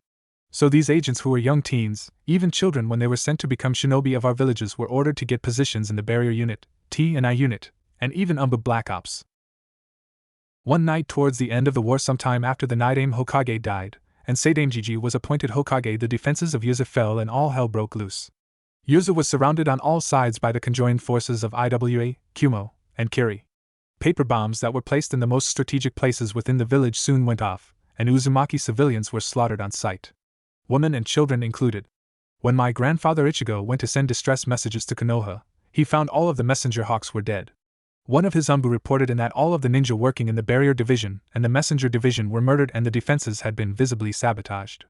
Then reports of Yuzu ninja turning on their comrades soon came in. It was an inside job, he realized, so he ordered a group of civilians who had survived the initial attack to be brought to him. It was a small group, and my mother, his daughter, who was only an academy student at the time, was among them. He gave her the mission of a lifetime. He made 2 copies of the Uzumaki Scroll of Seals. One was for clan eyes only, and it contained all of the clan's jutsu, seals, ken and taijutsu stances and styles, and our greatest clan secrets. The second contained many of our seals and barrier jutsus along with a long list of kenjutsu. The first scroll was to be kept by my Kasen, and the latter scroll was to be given to the Sadaime Hokage, one of my grandfather's closet's friends, as a gift, and as a countermeasure in case Konoha was attacked. Before he kissed my mother goodbye, he gave her a note for Hokage Jiji explaining the situation, and the likelihood of double agents within Konoha. He rallied all of his surviving ninja and attempted to fight back the invaders of his home. By dawn of the next day, Yuzu was destroyed, and all of the shinobi and civilians who were inside the village at the time were dead. Some Uzumaki were taken prisoner by Kumo, but what our enemies didn't realize was an Uzumaki would rather die than become a slave or breeding stock, so committed via suicide seals on their person. Why did they take prisoners? I thought you said they were to be killed on sight. Atiri Sakura asked. To contain the Biju. The Reikage had somehow discovered that Mito was the Jinchuriki of the Kyubi, and that only an Uzumaki could contain him. Kumo was and still is in possession of the Nibi, and the Hachibi, the latter of which they had always had trouble containing. He realized that if an Uzumaki could safely contain the Kyubi, then they could also contain the slightly weaker, but still incredibly powerful Hachibi. The plan was to contain the Hachibi, and Matatabi and an Uzumaki, then forcefully use them to attack Konoha, kill Mito and reseal the Kyubi, giving them 3 Biju, 2 of them being the 2 strongest of the Biju. However, no one knew that my grandfather had my mother and the other refugees spirited out of Yuzu with the information of the double agents within Konoha. After Hokage Jiji got the letter, he searched through all of our shinobi and weeded out the spies. They were all interrogated and executed. Come the planned day of the invasion of Konoha, the combined armies of Kumo, Kiri, and IWA found that Konoha's defense system quite operational. Star Wars P. Led by a very pissed-off Hokage Jiji and an older yet, even more pissed-off Mito Uzumaki. Konoha decimated their forces and the invasion failed. The war ended soon after and IWA, Kumo, and Kiri lost. However, they had succeeded in the near extinction of my clan. My grandfather had the last laugh, however, because he sealed the clan's library, treasury, and armory before he met them on the battlefield. And even more importantly, a few Uzumaki survived, his daughter among them. They may have destroyed Yuzu, but the Uzumaki still live on. This is the reason why our Jonin wear a red version of my clan's emblem on their uniforms. It's to be a constant reminder of the sacrifice my clan made, and the dedication Yuzu had to its sister village Konoha. Naruto finished his story as a single tear fell from behind his fox mask. Any questions? He asked to the solemn group following behind him. They didn't ask many questions, and the journey continued with more pleasant conversation taking place. However, Sasuke contemplated heavily on everything Naruto had told them. We are much more similar than I thought. Do know Naruto? Hours later. Naruto, about the Kyuubi Sakura started. What is it, Sakura? Naruto asked, his curiosity piqued. What's your relationship like? Everyone else was interested as well. Naruto, while walking, couldn't help but reflect on the change his relationship with Kurama had underwent the previous night. Flashback. He was standing in front of the cage that housed Kurama in the center chamber of his psyche. He had not visited his tenant in quite a while. He thought that after their last discussion, that the powerful Biju needed some time to ponder his words. It's been a little while since my last visit, Kurama. There was no reply, and to anyone else it would seem that Naruto was talking to a black void. I stand by what I said before. I want us to work together. Have you given any thought to my proposal? Suddenly the darkness of the cage cleared a bit, and the massive fox revealed himself. Ningen, you are certainly an interesting one. But you look here. I am not your friend. I will work with you because it suits my needs, and may be beneficial to me in the future. However, the first moment you show any sign of weakness, or make me look bad as my Jinchuriki, I will cease this arrangement. Is that clear? Naruto nodded his consent. Kurama then continued. For this alliance to work, however, you must do a few things for me. First and foremost, you must kill that bastard in the orange mask. Secondly, you must change this dump you call a Mindscape. It is your domain, so you have total power here. Lastly, you must give me access to your senses. I cannot help you if I don't know what is going on in the outside world. Are my terms agreeable? Naruto smiled a small but true smile at the great fox. Yes, they are. Naruto concentrated, and soon the walls of his Mindscape started to crack. The water drained and the floors began to crack as well. Suddenly the room expanded and the walls exploded. There was blinding flash of white light that both occupants had to close their eyes for. Cautiously the Kyuubi opened his eyes and was shocked to see what had once been a dark, dank sewer was now an expansive plain with rolling hills. Lush green grass surrounded him below, and above was a dark blue sky, filled with drifting clouds. The massive field was surrounded on all sides by forest, and he could hear birds chirping somewhere. He looked into the sky and was surprised to see two moons, one full and the other crescent. His cage grew and grew, and finally it was less a cage, and more a massive dog kennel. It was big enough that he had plenty of room to move about in it. Kurama looked at the smiling Naruto, and then closed his eyes and laid his head on his massive paws. This will do, Kit. Naruto nodded his head, and then he summoned a great stone dais out of the ground. It was a massive marble structure with a small set of steps. Naruto bent down and put his hands on the dais. He mentally conjured a seal that represented his senses. The seal sat in the center of the stone tablet, and Naruto asked Kurama to pour a bit of chakra into it. The fox did so, and when his chakra touched the seal it began to change. After the seal had been altered, Naruto made the dais sink back into the ground until it had disappeared. There you go, Kurama. My senses are now linked to your chakra. Whatever I experience will now be experienced by you in real time. You and I, however, can both shut off this mental link whenever we want. That way I can block out any private moments I don't want shared, or you simply want to sleep. The fox nodded his head and closed his eyes. Good, we have an accord then. Now get out of here. I grow tired. Present time. We have an agreement. He keeps me alive, and offers me both advice and access to his chakra. In return, I do not treat him like some animal, or try and dominate him. Also, I am to work hard to be seen as a strong and competent shinobi. Why the last one? Kakashi asked from behind his book. It's the old, if you look good, I look good situation. As his Jinjuriki, my reputation affects his reputation. Naruto's eyes snapped open. There was a noticeable puddle not far down the dirt road he and his team were walking on. The only problem was it hadn't rained in a few weeks. It's a genjutsu kit, Kurama told him from inside his mind. Naruto internally hummed in agreement. Naruto placed his hands behind his head as he walked. He used Anbu hand signs to Kakashi to alert him of the hostiles ahead. Kakashi put his book away and stuck his hands in his pockets. He walked to the front of the team and stood next to Naruto. Kakashi pulled his book out again, and brought his free hand under his chin where he flashed signs to Naruto. Let's play it cool. I want to see who their target is. Naruto let his hands fall into his pockets and tilted his head to his Nissan. The puddle was still a little ways away, so Naruto took Kakashi's place at the back of the formation. Sakura was completely oblivious to the situation, as was Tazuna. They simply thought Kakashi had wanted to walk in front for a while. Sasuke was on edge, however, as he read Naruto's hand signals. As soon as the team walked past the puddle, two shinobi rose from it with a dangerous glint in their eyes. The two shinobi each wore a single big, clawed gauntlet on one of their arms. One of the shinobi chuckled as he threw his partner through the air. They wrapped their barbed chain around the seemingly shocked Naruto, and pulled tight. Naruto!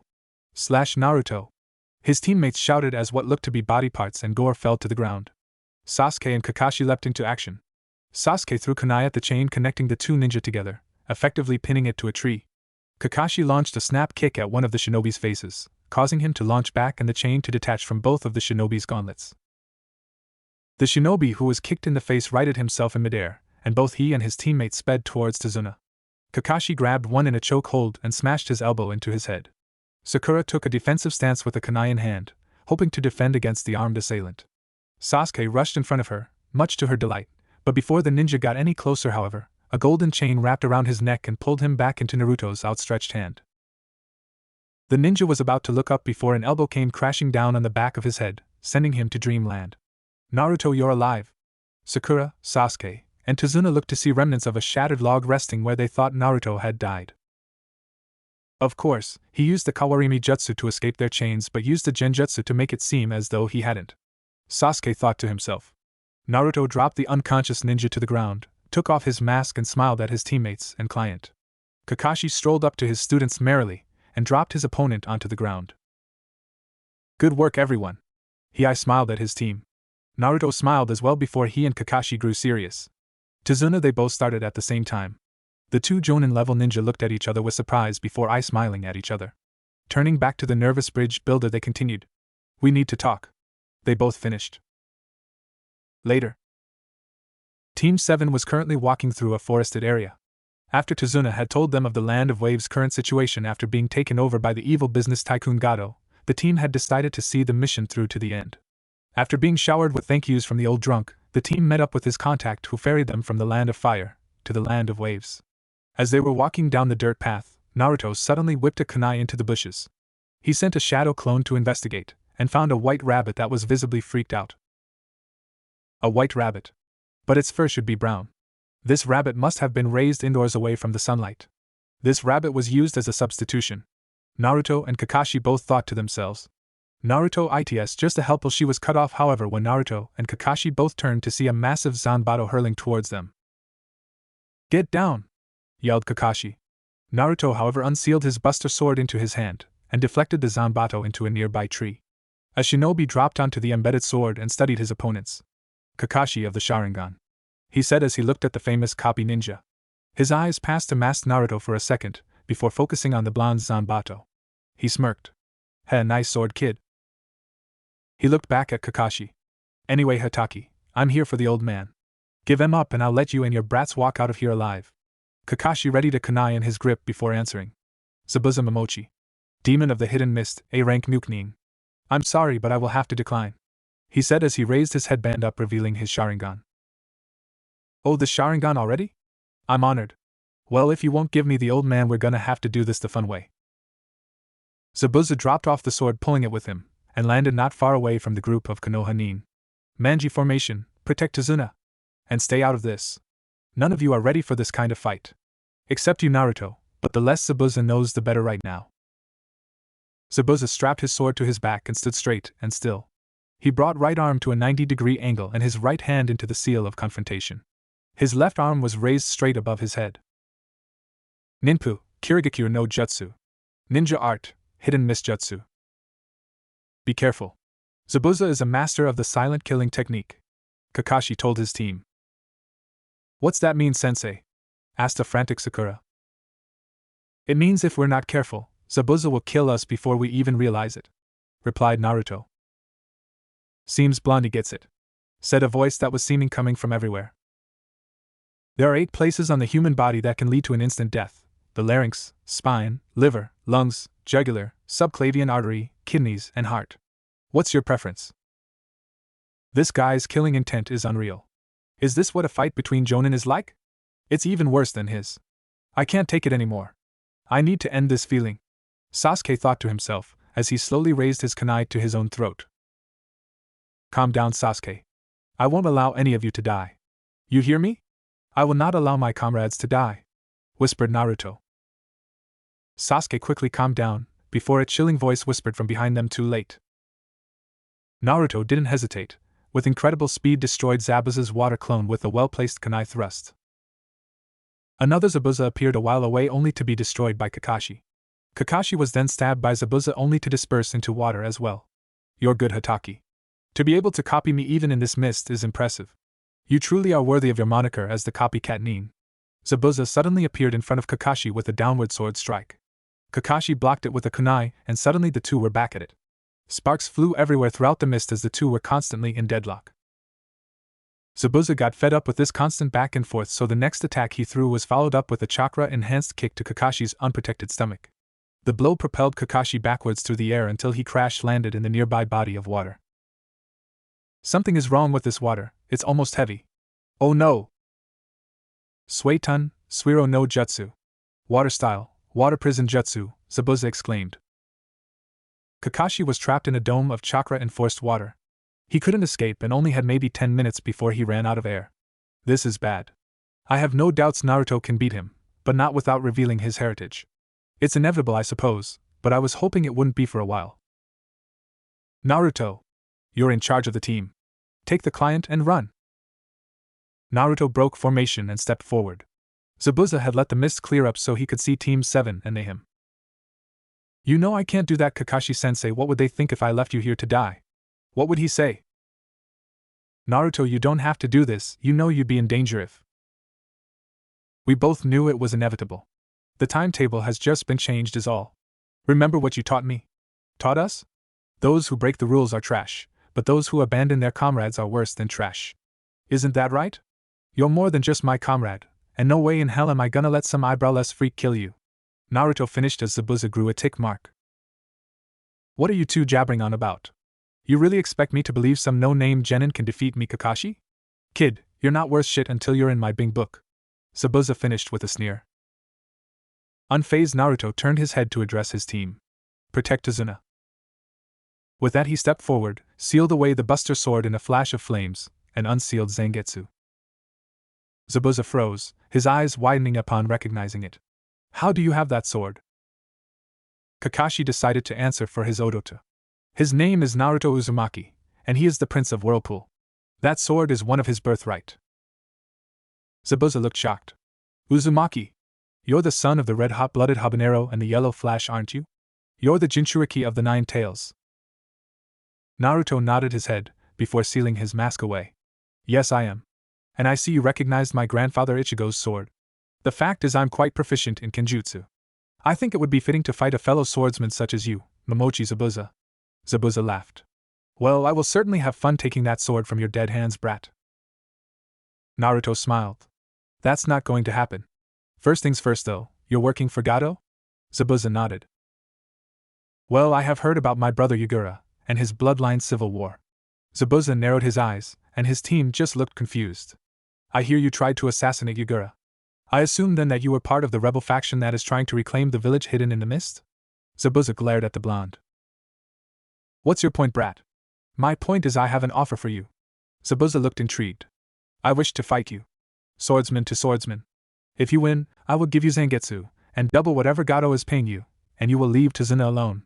Zabuza smirked. And if you win? Naruto smirked as well.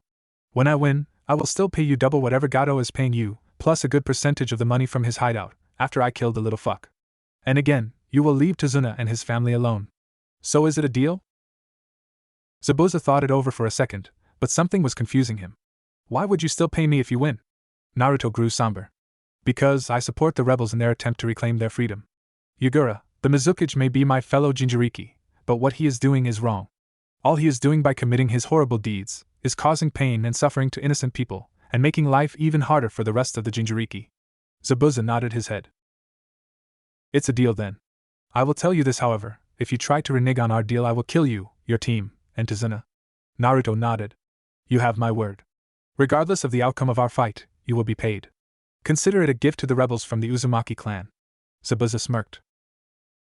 And can you call your friend out, please? Zabuza's eyes widened and Team 7 just looked confused again. Haku, an androgynous-looking teen, wearing a Kiri Hunter-nin mask, appeared beside Zabuza. Yes, master? Stand back. If his friends interfere, kill them. Haku nodded and jumped away from his master. Zabuza let Kakashi out of the water prison, and he slowly walked past Naruto on his way back to the team. As he walked by, Naruto whispered to him. Nisan, whatever happens, do not interfere. Kakashi nodded. He trusted his Odotu, and he knew he could handle himself. Whenever you're ready, brat, Zabuza said with a feral grin.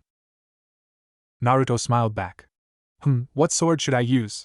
Zabuza looked confused until Naruto summoned Masamune, Kurakara, and his Buster Sword, and stabbed them each into the ground. Zabuza's eyes widened to extreme proportions. That's. Yes, said Naruto. Masamune and Kurakara. I possess the 3 legendary swords of the Uzukages. My grandfather, great-grandfather, and great-great-grandfather's swords. Even Naruto's teammates looked surprised and confused. Kakashi-sensei? I don't get it. What's the big deal? They're just swords, said Sakura. Kakashi smiled at the ignorant girl.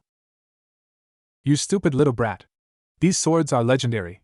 Each one was forged and wielded by an Uzukage.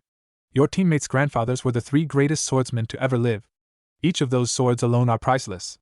But with all 3, their total amount is insane. If the kid ever sold those swords, he would be the richest man in the entire shinobi nations. Screamed Zabuza at the young kunoichi. Tazuna, Sakura, and Sasuke looked completely shocked. However, I don't recognize that other sword, added Zabuza. Naruto smiled, and picked it up before answering. This Zabuza is Basuda Soto, the Buster Sword. I forged it myself.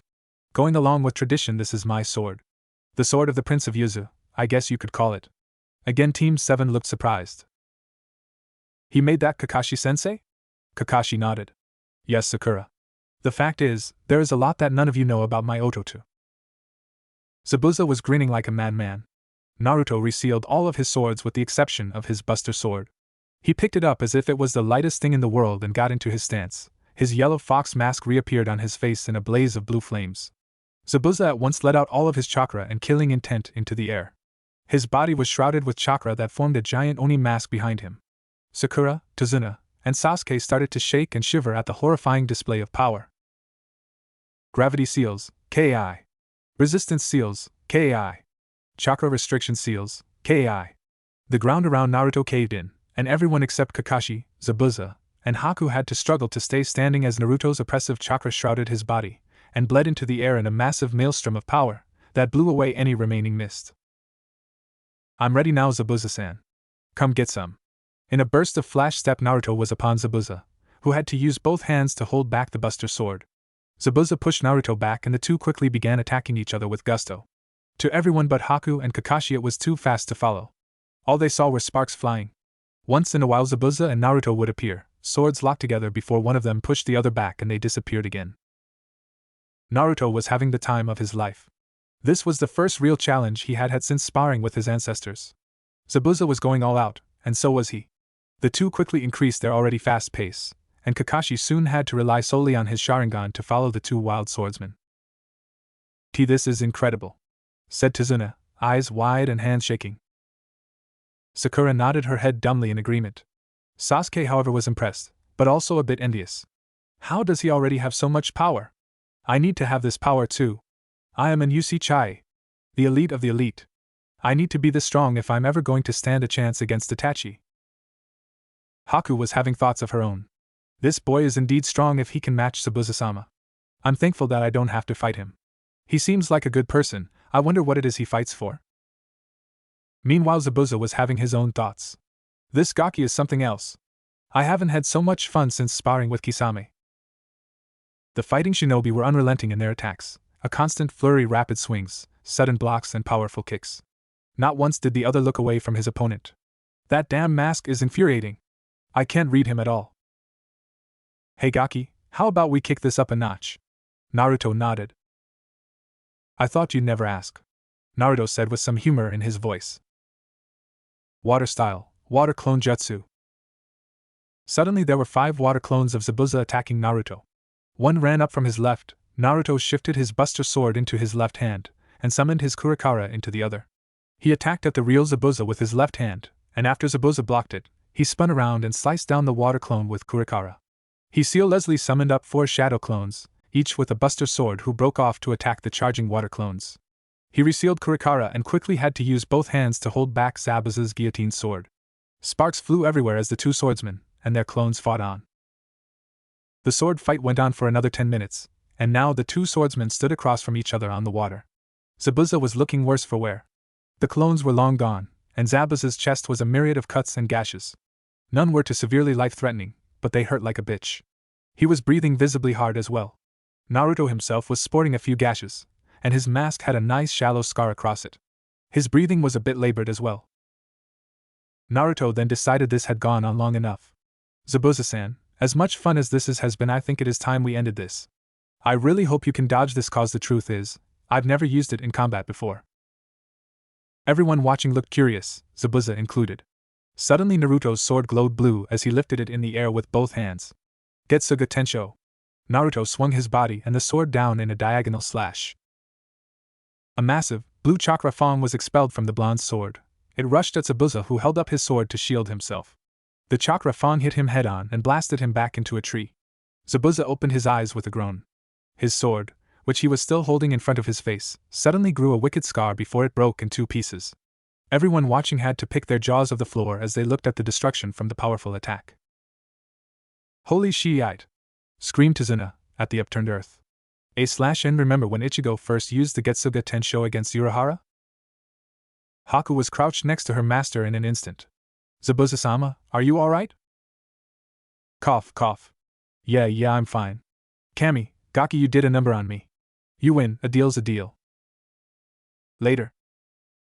After Haku had thoroughly checked out Zabuza, and the 2 swordsmen were bandaged up, the 2 men shook hands. Naruto unsealed the scroll and handed it to Zabuza. It contained about 2 million ryo.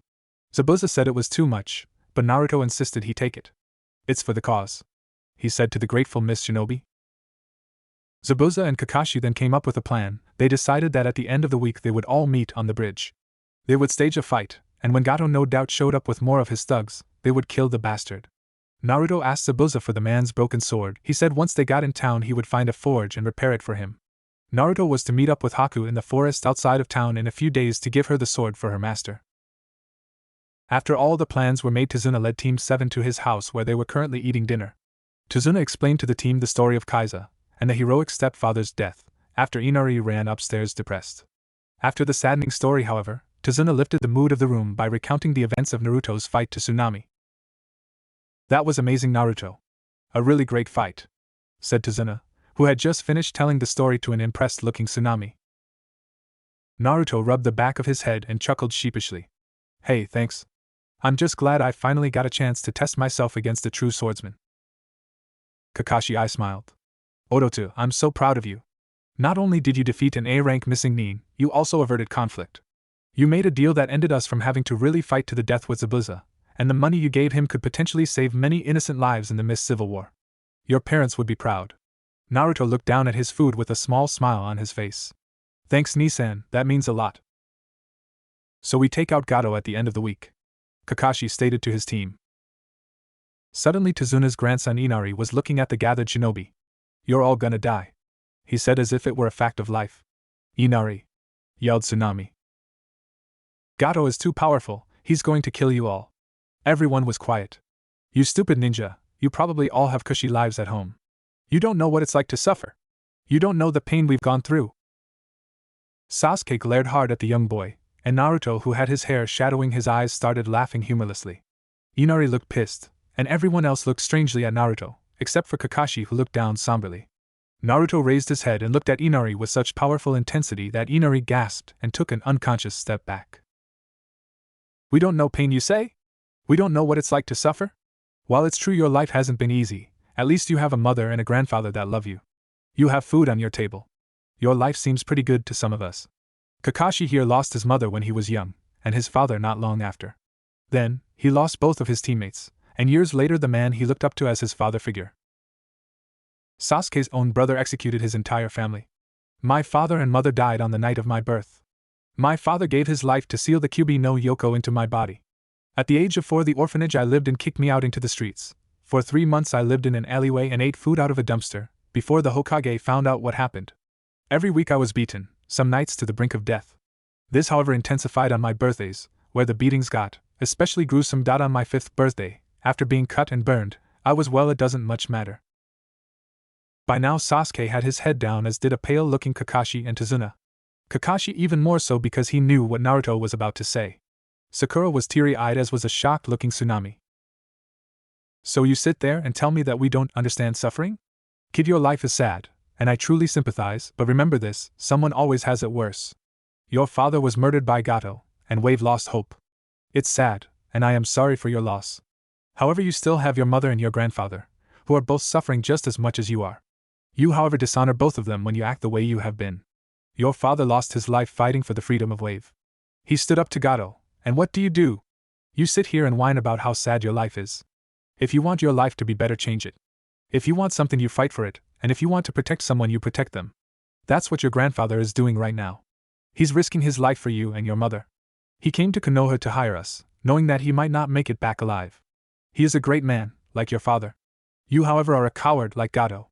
With his speech finished, Naruto stood up. I gotta go work on Zabuza's sword, don't wait up. After Naruto left, Sakura asked the question that was on everybody's mind. Kakashi-sensei, Naruto's life, it wasn't that bad, was it? Kakashi looked at the girl, still looking downcast. No, Sakura, it was worse. Naruto has suffered more than anybody I know because of his Jinchuriki status. It's still amazing to me that he can still function like a normal human being. Anyone else would probably be in catatonic shock after the mental and physical trauma he endured at what was supposed to be the happiest days of his life. Hell, most people would have released the Kyuubi and let it destroy the village. But no, Naruto is still as bright and happy as he was when he was young, albeit much stronger, as you have seen. He wasn't going to say what I think he was? Was he? Tsunami asked after a second of hesitation. A tear dropping from Kakashi's lone eye as he turned his head away from her was his answer. Inari ran upstairs to be alone, and Sasuke left to go training. He had said. Tsunami, Sakura, and Tazuna spent the next few hours asking Kakashi about Naruto, and listening to different stories about the boy. Chapter 12, Liberation. Naruto had found a forge in town that he paid the owner to use. It disgusted him how Gato had turned this nice community into the slum that it was today. Children were constantly tugging at his clothes begging for food. He gave them what he could, and he even gave out what Ryo he had left on him, after paying off Zabuza, and buying access to the blacksmith's forge. He Hiroshined to his house to get more Ryo, and plenty of chakra metal, and Hiroshined back after sending a clone to tell the shocked, yet proud Hokage of the team's current situation. After he got back and caught his breath from using the time/space ninjutsu over such a long distance, he began his work. While repairing the broken sword, he infused chakra metal along the blade. After that was done, he broke out his sealing supplies and added a few seals. The first would allow the sword to repair itself with the iron found in blood. Any time the blade was introduced to warm blood, the iron would collect and store into the seal. Any time a crack or break formed, the iron would leave the seal and solidify in the crack. It was really a revolutionary seal, so he made sure to add it to his own swords. After he completed the task of fixing the guillotine sword, he decided to forge a katana. He figured it would make a nice gift for Haku, and he figured the teen's master would teach him the basics. After a few days the sword would be ready. It was to be made with chakra metal, and the blood repair seal was added to it. He bought the nicest sheath he could find from the blacksmith, and painted it a dark blue color. After he was done his work, he looked at the time and saw it was very late. He still wanted to take his mind off the situation with Inari, so he decided against returning to Tazuna's home. He walked into the forest and unsealed Kurikara. He summoned 1,000 shadow clones and decided it was time for a good old-fashioned battle royale. He summoned his fox mask into place and shrouded himself and his sword in blue flames. Showtime. The next morning, Haku was walking through the forest when she came upon a strange sight. Naruto, still masked, was passed out in the center of a clearing. All the trees around were splintered and gashed. The beautiful-looking girl walked up to Naruto, basket in hand. "I'm so glad I don't have to kill him," he mused to himself. He leaned down and was about to wake Naruto. As soon as his fingers were a centimeter from Naruto's chest, she felt a sword touching his neck. Haku gasped and retracted his hand. Naruto sat up slowly, and who he recognized to be Haku, he ripped off his mask and apologized. "Oh Kami, I'm so sorry." He quickly sealed his sword and apologized to the amused girl. "It's okay, I shouldn't have snuck up on you like that." Naruto smiled and offered his hand. "We never were properly introduced. My name is Naruto Uzumaki." "So what were you doing sleeping out here, Naruto-kun?" Naruto chuckled a little bit. "I was blowing off some steam, I guess you could say." Haku was about to inquire as to what made him angry enough to cause so much destruction when he was cut off. "Hey, I finished Zabuza's sword early." He unsealed the sword and presented it to Haku along with the sealing scroll. Haku thanked the boy and sealed the scroll. She tucked it into her kimono. Naruto and Haku spent the next few hours talking. Naruto, for some strange reason, told his life story to the girl, who by the end of it was crying. For some reason her eyes just told him she could relate, that she could be trusted. Haku in turn told her life story to Naruto, about her parents and her Hayatan bloodline, and explained that she was saved by Zabuza. She explained that she thought of Zabuza as a father, but regardless if the feeling was mutual, in the end she was a tool for Zabuza to use. Naruto was a bit pissed off that the nice girl could think so little of herself, but in the end Haku wouldn't budge on the subject. "Do you have anyone who is precious to you, Naruto-kun?" Naruto smiled at the girl. "Yes, I do. Why do you ask, Haku-chan?" "To me, one becomes truly strong when they fight to protect that are precious to them." Naruto beamed at the response and nodded his head. "Yes, Haku, you're right. A person becomes truly strong when they fight for the ones they love." Haku smiled back, happy that someone agreed with her belief. "That is what Zabuza is to me, Naruto-kun. He is my precious person, and I would give my life for him, if it meant he would live to be happy." The two shinobi shook hands after some more conversation. Both believed that they had found a lifelong friend. 6 days later, Naruto spent the entire week spamming shadow clones to help Tazuna rebuild the bridge after he finished Haku's katana. He even had clones apply seals all along the bridge that would prevent it from running down or weathering.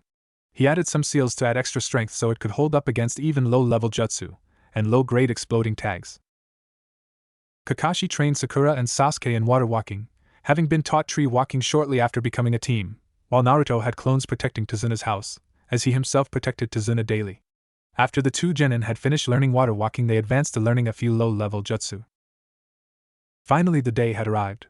Naruto made a contingency of shadow clones to watch over Tsunami and Inari, while he and his team escorted Tazuna to the bridge.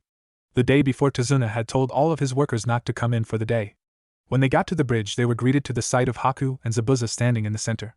Fog covered the bridge from onlookers, and Team 7 came to a stop in front of the two mist ninja. "Gaki, you did an excellent job with my sword, I have to tell ya." Naruto smiled at the man. He quickly summed up the seals he added, and the infusion of chakra metal into the blade. Zabuza was really impressed with the work. "Care to test it out?" Naruto asked with a smirk. Zabuza gained a feral grin. "Most definitely." The two crossed blades once again. Meanwhile, Haku asked Sasuke if he would like a spar. Sasuke took it as a chance to test his development, and soon Sakura, Kakashi, and Tazuna were witnessing two epic battles. 20 minutes later, Sasuke was wiped, and Haku was a little winded herself. Zabuza was breathing heavy, and sported shallow cuts and gashes. Naruto hardly seemed winded, though his clothes were a little cut up, and his chest was bleeding a bit. "I guess that's two Naruto-sama and 0 Zabuza-chan." Naruto laughed. Zabuza grew a popped vein, but then laughed it off. "You're right, Gaki. You are skilled with that sword. It's really too bad you weren't a Miss Shinobi. I would have been honored to make you my successor." Naruto nodded and smiled. "The honor would have been all mine, I assure you, Zabuza Momochi." Naruto bowed to the man. Zabuza smiled and bowed back. Suddenly they heard tapping at the end of the bridge. Zabuza dispelled the mist to reveal Gato and 200 henchmen. Meanwhile, The Naruto clones at Tazuna's house were in one of the bedrooms playing cards. I wonder how it's going over at the bridge? Asked one of the clones. Another answered, just shut up and deal, you baka. The clone was about to retort, until he heard glass breaking downstairs. The clones nodded and leapt into action. They climbed out the windows and covered the front and back of the house. A Naruto clone looked through one of the windows to see Tsunami being dragged out crying by two men with swords on their hips. Inari sat in a corner crying. The Naruto clones were about to jump into action before Inari bolted out of the house screaming for them to release his mother. The youth had taken words to heart, and decided then and there he was going to fight for someone he loved. The thugs drew their swords and were about to cut down the young boy in front of the screaming and crying Tsunami. They brought their swords down, only to hear metal clash. Naruto stood before the amazed Inari, Masamune holding off the thugs' attacks. Naruto knees in. The Naruto clone chuckled. Hey, the hero is supposed to show up at the last minute, Databio. Now, you guys made a real big mistake trying to hurt my Odotu. He quickly killed the two and sealed their bodies away for later disposal. Back on the bridge. Look at this, boys. The baby demon couldn't get the job done. The gathered thugs laughed with their boss. What's the matter, Zabu-chan? Can't deal with a couple of brats? Zabuza laughed in reply. These brats aren't exactly normal, Gato, as you will see in a minute. Bah, kill them all. I was gonna kill you anyway, Zabuza, then sell that little whore of yours to one of my brothels. On second thought, keep the whore alive, boys, her and that cute little pink-haired bitch. Zabuza, Kakashi, and Sasuke were about to step forward when, but they were frozen on the spot by the killing intent leaking from a very pissed-off Naruto. Filthy pigs, like you disgust me, said Naruto as he lifted his head to reveal to the shocked crowd, Team 7 included, his demonic-looking features. His hair had grown longer and spikier. His canines elongated and his whisker marks thickened and darkened. His eyes had slit and turned crimson, and his lips turned a blackish color. Red chakra shrouded his body as his nails turned into long black claws. I'm the demon you should have been wary of. Two golden chakra chains burst from his lower back, each shrouded in the Kyuubi's chakra. One held Masamune, and the other held Kurikara. Naruto unsealed Zangetsu in his right hand, and in his left hand was the Buster Sword. And Naruto, stuttered his teammates. Haku was shocked and a little frightened, and two words floated across Zabuza's mind. Such power! Don't worry, guys. I'm completely in control of my emotions. This is me, using the fox's power, Nissan, not the other way around. Kakashi visibly relaxed. Let's show him fear, Kit. Tear them apart, screamed Kurama from Naruto's mind. Naruto summoned his fox mask into position over his face. Let's rock! Naruto whipped his arms over his head and swung his mighty swords. With a cubified cry of Getsuga Tensho, he unleashed hell upon his enemies. Two massive black Getsuga Tensho outlined in red surged toward the group of thugs. When it hit, everyone in its path was obliterated. Naruto didn't stop though. He stepped forward and began slaughtering them all. Dead bodies littered the opening of the bridge. There were about 100 thugs left. Naruto grabbed Gato by the neck and threw a Hiroshin kunai back over to his team. He reappeared in a flash of red. He's using Kyuubi's chakra. He knows his father's Hiroshin? Asked Zabuza to Kakashi. Kakashi nodded his head. And the Rasengan. Zabuza paled, and suddenly felt a hell of a lot better about losing twice to the young ninja. Sasuke, Naruto said in his still demonic voice. Why ya, Naruto? Feel free to handle the rest of them if you want. Sasuke nodded, then smirked upon seeing the shitting thugs. When they saw the Uchiha coming instead of Naruto, they suddenly gained back some of their courage. Stupid move. Sasuke, joined by Kakashi, finished off the weaklings. 50, however, escaped onto a boat and were trying to flee. Naruto was having none of that, however. He flew straight up into the air and hovered above the boat. He sealed away his swords and cancelled his chakra chains.